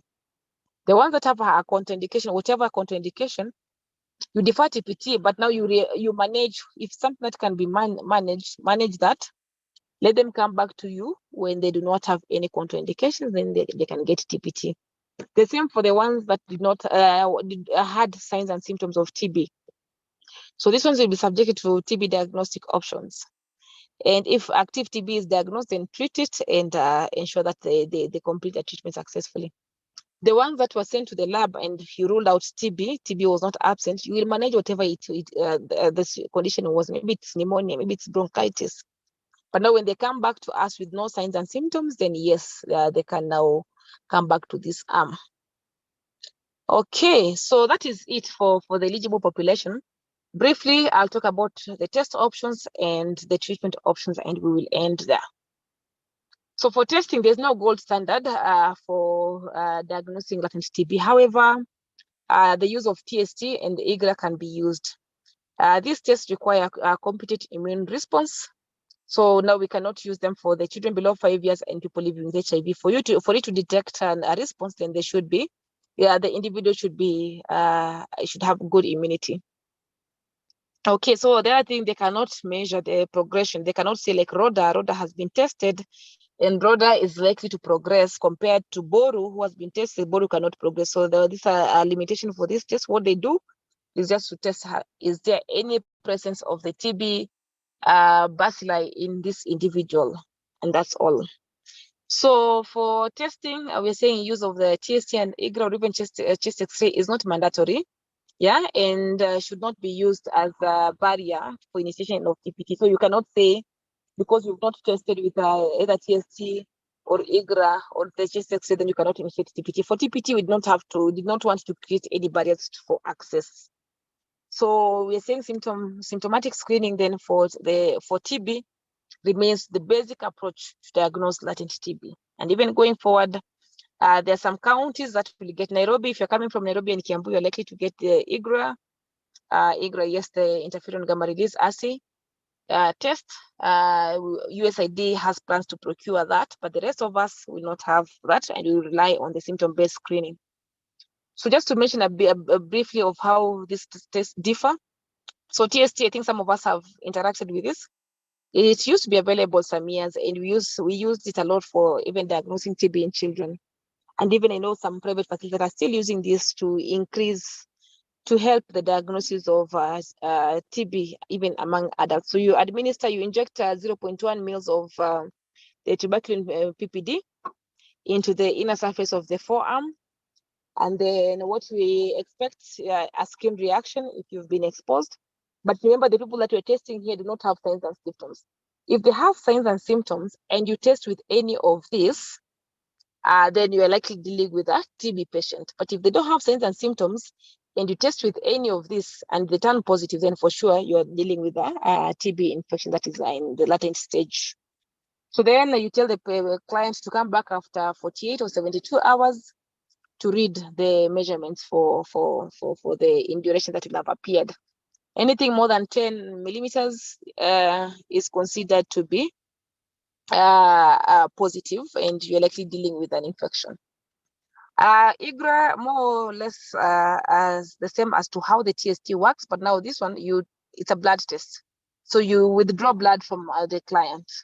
So the reaction here will happen in the lab, not in the body as compared to the TST. So it measures the amount of interferon gamma released by white blood cells of the person in response now to the MTB antigens. So again, if it turns positive, then you're likely to, and you didn't have symptoms, then you're likely to have TB in a dormant stage. For the treatment, we have a number of treatment options that were recommended in the WHO document, but for us, we picked these three. Isoniazid is what we had for a number of years, what you're calling the 6H. But now the new ones are 3HP and 3RH. So HP, this is rifampicin, and isoniazid. This regimen is friendly. It's because it's given once a week. So you take it to a high dose of rifampicin and isoniazid, I think about 900 milligrams of each. But the good thing is now we have a fixed dose combination. So that comes in 300, 300. So you take 3 tablets and you're done once a week for 12 weeks to make it 3 months, right? So this one is recommended to somebody that is more than 15 years, the adolescents and the adults, regardless of the HIV status, both HIV negative, so the contacts can benefit from this. Healthcare workers can benefit. People living with HIV more than 15 years can benefit from this. The second one is 3RH. 3 meaning 3 months of RH, rifampicin and isoniazid. This one is given on a daily basis for 3 months, specifically for HIV negative population. Rifampicin interacts with a number of the ARVs, so we did not recommend this to children living with HIV. And then now anybody that cannot use any of this for whatever reason, including the pregnant women, now those ones you continue using 6 months of isoniazid. So let's look at each of these and see the benefits of each. So rifampicin and isoniazid, why we're including it? Right now it's available in child-friendly fixed dose combination. It's the same one that we're using for treatment of the sick children. It's soluble in water. It's flavored, I think strawberry flavored, so very palatable for our children. It's suitable for the children that are up to 25 kgs, but remember HIV negative.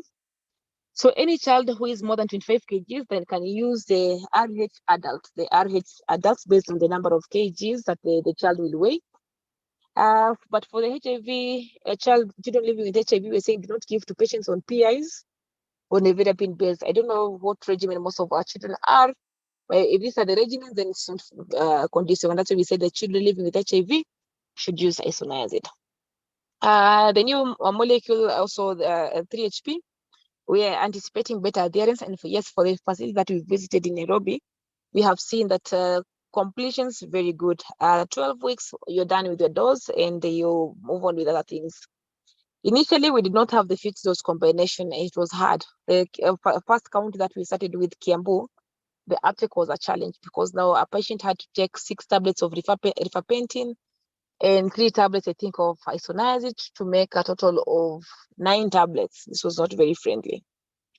Okay, we do not have child-friendly formulations for now, and that's why we are saying the children that are more than 25 kgs now cannot use this because now swallowing might be an issue.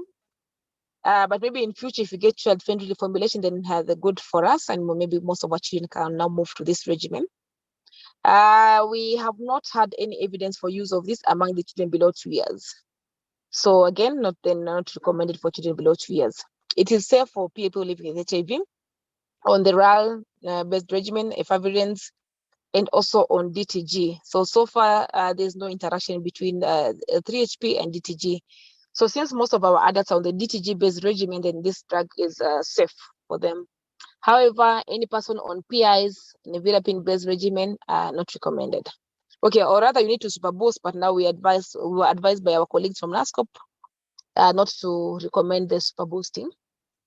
Isoniazid has been with us for a number of times, so it remains to be the regimen of choice for the children living with HIV on Earth, mainly the PIs and the nevirapine based. The cost is cheaper. This one is easily available. However, because it goes for 6 months, you're likely to have poor adherence, low completion rates for this particular regimen. Okay. So because of rifampicin is a new drug, we felt it's important to talk about drug-drug interactions for rifampicin and a number of things, a number of different drugs. So like the PIs and rifampicin, then rifampicin decreases the levels of PIs. So then we're advising them not to offer it to somebody that was on the PIs, let them use 6H. Again, for hormonal contraceptives, so a mother comes to you, she's on the hormonal contraceptives. Don't give rifampicin because she will come back pregnant and she'll blame it on you that I wasn't ready for a child, but hii dawa yako daktari, it has made me pregnant. So again, if possible, let them use non-hormonal methods or even barrier methods on top of the barrier methods for the period that they'll be using rifampicin. Remember, it's a short period. 12 weeks and they can go back to their contraceptives.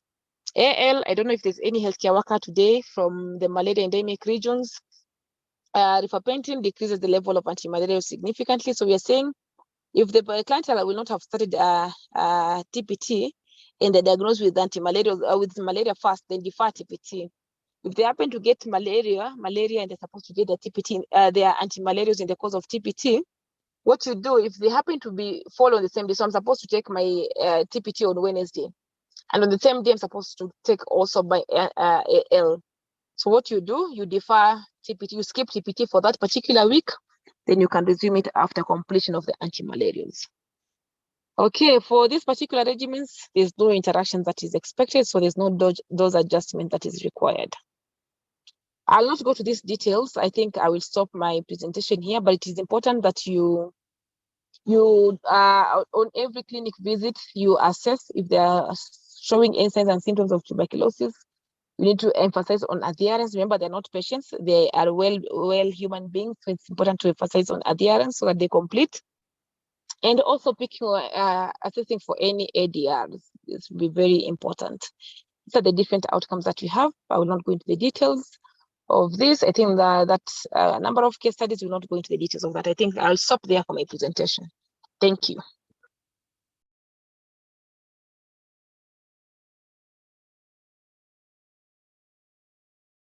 Over to you, the other panelist or the host, Amina. I don't know who's coming next.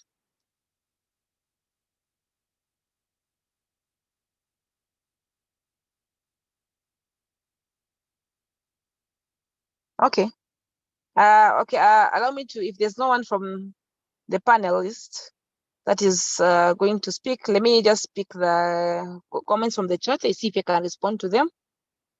Okay, where did the question start from? Yes, we are listening. Yes, we are with you. Nice presentation, thank you. Okay. Okay, I think this is where we started, Dr. Dismas Okech. Sorry, Dr. Yeah, sorry, I'm sorry. I'm having a bit of technical issues again. So thank you for the presentation. It was very elaborate. In fact, I believe you've answered a lot of the questions that were put on the forum. But one that struck the most was we can see a lot of people who are eligible. Do we have stocks that can keep up with the demand for everybody who's eligible for TPT? Pardon? Come again?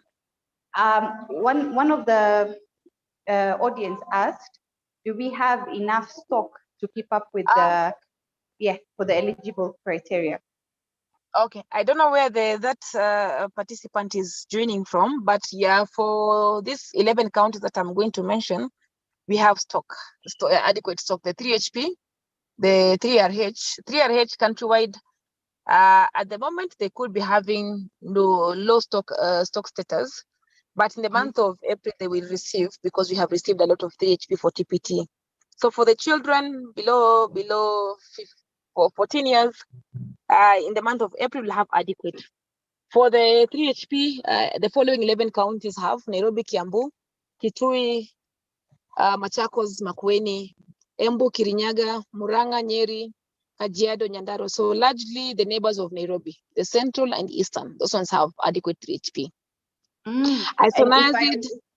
Sorry, if I may ask, what brought to the selection of those 11 counties to be the one? Is it because there's a higher burden in those counties?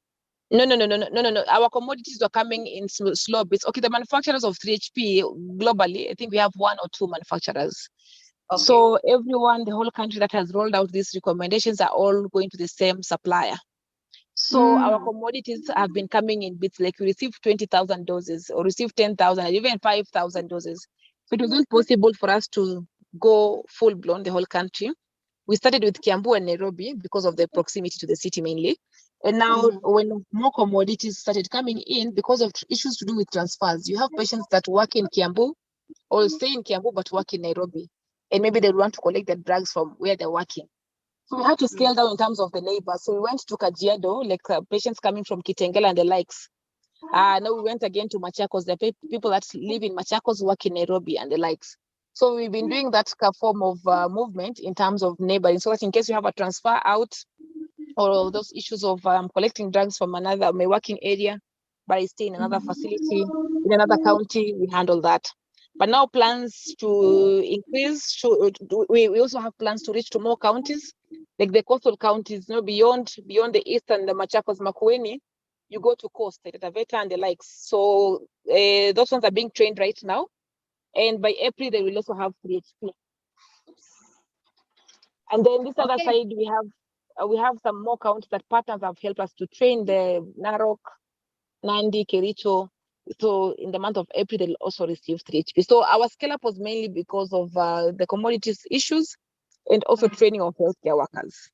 Yeah, another very good question is about formulation. Is it in syrup form for the young age group? So for 3HP, these are in tablets, but the tablets are child friendly, so they can dissolve in water. Yeah, and these are the ones that we've been using for treating the sick children. Isoniazid specifically for the children living with HIV, we had suspension, but I don't know what happened. I think we no longer receive it. I think a lot of it expired on us. Maybe the consumption was low. So isoniazid right now, tablets. The same for 3HP tablets. Child-friendly 3HP not available. It's okay, sawa. So another question is, how do we collect specimen in children? Can you comment on that? Because probably some people are having challenges in doing that. Specimen it means now you're dealing with a sick child, right? So the child has TB symptoms. So these are not specimen for TPT or for LTBI or for infection. So sorry. Yes, somebody who's infected. Okay, so if the child has signs and symptoms, it means they are coughing, depending with the age, if they're able to produce sputum well and good. But for the very young children that are not able to produce to cough up and get sample, then you're largely relying on gastric aspirates, But now for the children, we have some new ways of detecting TB. That is TB using the use of stool. You realize most of the children will cough and swallow the sputum. So now the use of stool is one of the newest ways to diagnose TB in children. Yeah. Wow. And how many places are equipped to actually do that test for stool and TB? So that we can, which labs are able to carry out that specific test for stool in TB? Or for stool, any lab that has a gene expert. I think the sensitization was done countrywide. Initially, there are few counties that piloted, but with the findings, I think right now, I don't know if Paul can confirm. But according to my knowledge, all counties right now are, as long as you have a gene expert, because you'll do a gene expert, the same gene expert that runs sputum samples, the same one that will run stool samples for the children. Yes. Okay, it's good to clarify that. Yes. A question for Dr. Ogut. I had interrupted him before the question for Christine Nyambigo. He was asking regarding vaccine immunization. What's the point of immunization if it does? What's the correlation between non-immunized and exposure and fatality rates? And if there's any added benefit in getting vaccinated against TB? So time, that would be the last question. So I don't, sorry, Rhoda. Okay, fine. You can go ahead, and maybe Dr. Ogutu can also answer. Okay, so vaccination here, I assume we are talking about BCG. BCG plays a very key role, but now remember its effects wear off with time. Sorry, so it should be very useful for the children at an young age, an early age. But again, it prevents the severe forms of tuberculosis like TB, meningitis. I know right now we have very few patients who are suffering from that. So the role of BCG is mainly in the early age, young age, and to also prevent the severe forms of disease. But the protection wears off with time, and that's why you see now even adults getting TB over time. Thank you. Any parting shot, because we were supposed to end at 12 and I don't want to keep the audience longer than this. But thank you. It's a wonderful presentation. I think you can appreciate most of the audience for actually saying they are very grateful and great presentation. Thank you for sensitizing us on what's happening nationwide in terms of TB treatment. We had an honor to screen our own staff in Kenyatta the last 2 days. I think the last count was almost up to 30, 40 people. I didn't get the latest update. But please, healthcare workers, let's not forget ourselves. Go and get screened.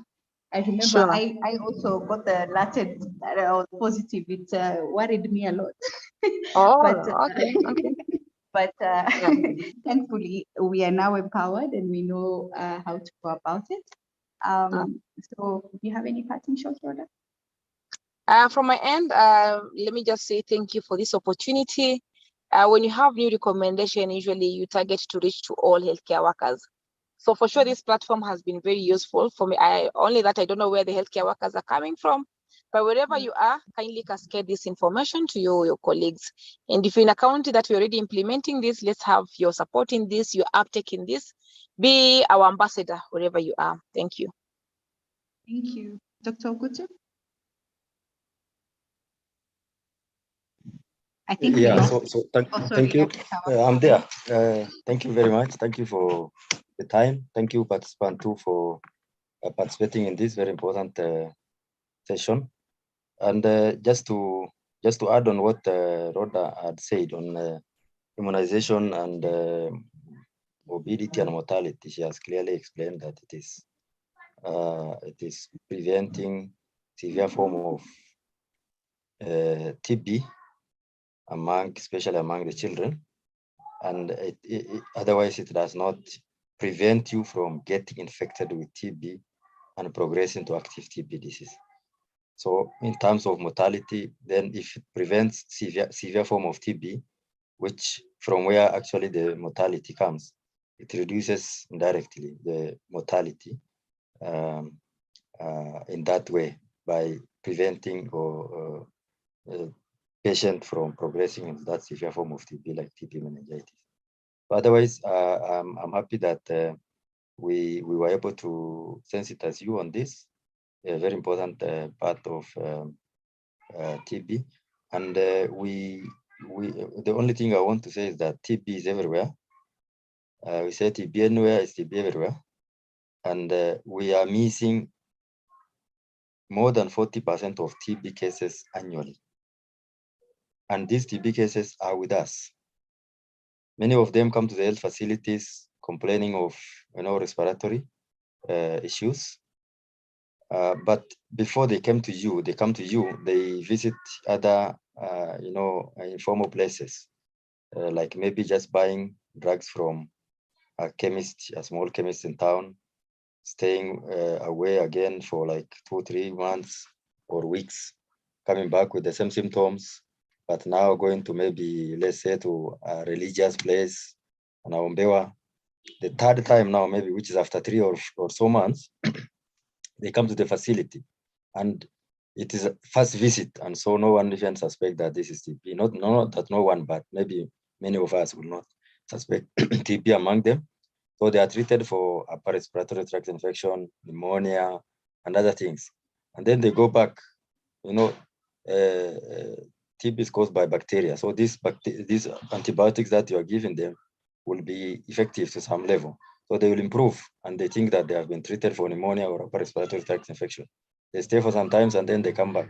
In Kenya, studies have shown that a patient comes to a health facility 4 to 7 times before they are suspected to have TB and investigated and diagnosed and put on treatment. And all this time, patients are transmitting TB in the community to the healthy population. One active TB case in the community can transmit TB to up to 15 people in the community. And we have seen that 10%, 5% of the TB infection progress to active TB disease in the first 2 years. And so if it progresses to active TB disease in the first year, among those ones who have been exposed, it will just increase, the number of exposures in the community, and that's why we are not able to meet our target. So wherever you are, any person with any of those cardinal symptoms that we've mentioned should be suspected and investigated for TB. And that way we are going to reduce, the 40% missed cases to less than maybe less than that. And by 2035, we'll be talking of actually achieving elimination of TB in Kenya. Thank you very much. And thank you very much, Dr. for that very, very informative parting shot. I did not know that how severe the way we give antibiotics is, to the extent that we are missing out 7 times going to the hospital. That's a lot. Maybe to add, extrapulmonary TB, I think, is actually mostly underdiagnosed than any even pulmonary, in my opinion. So thank you very much for the very great presentation to you and Rhoda. We hope to have you come another session again. As usual, this presentation will be uploaded in our YouTube channel. Or you can also get it from our website, and if you're a staff, you can get it from the KNH repository site. So thank you very much. The next session would be on elimination of mother-to-child transmission of HIV, syphilis, and hepatitis B. Just out of curiosity, Dr. maybe you can just answer the one final question. Somebody asked if TB is transmissible in pregnancy, like if a mother can transmit it to a child. Yeah, thank you for that question. And I think there's also another question on pleuro TB, extrapulmonary TB, especially pleuro effusion. So on that, on whether the patient, TB can be transmitted during pregnancy or something. Yes, it can. It does not get transmitted during pregnancy as such, but during, the child in the uterus is fully protected by the sac. So, but once the wholeness of that sac will be interfered with, that is when now the fluid exchange will happen, especially during delivery, during labor, during delivery. That is when it can be transmitted. It's not very common, but it happens. It happens. And of course, after delivery, the baby will be breastfed, and through breast milk, also there is a level of transmission that happens. Yeah, and maybe the discussion can continue in the session in 30th March as well. So okay, again, I cannot overstate how grateful we are for the very wonderful discussion. Thank you very much. Asante sana. Until next time. Bye-bye. Thank you and bye.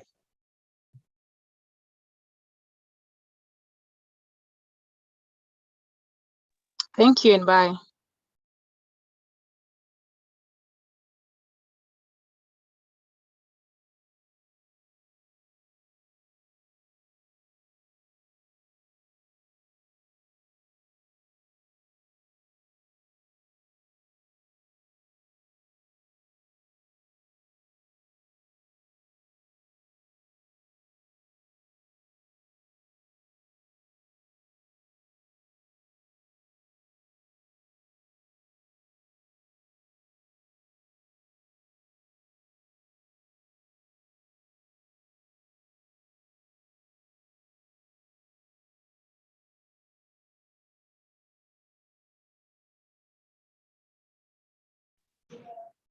Hello, good afternoon.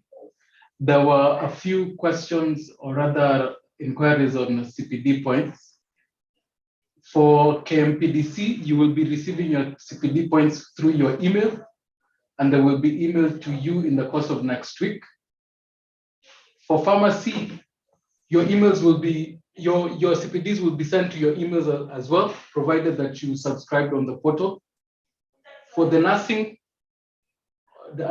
council, your CPDs will be sent to your emails within 1 day. And for the COC, the hospital is still following up with your licensing body for accreditation. This process is almost complete, and we will notify you as soon as that is achieved. Once it is achieved, you will receive notifications on your email. and then you'll be able to receive your CPD points. Thank you so much for attending today's session. Do have a wonderful afternoon.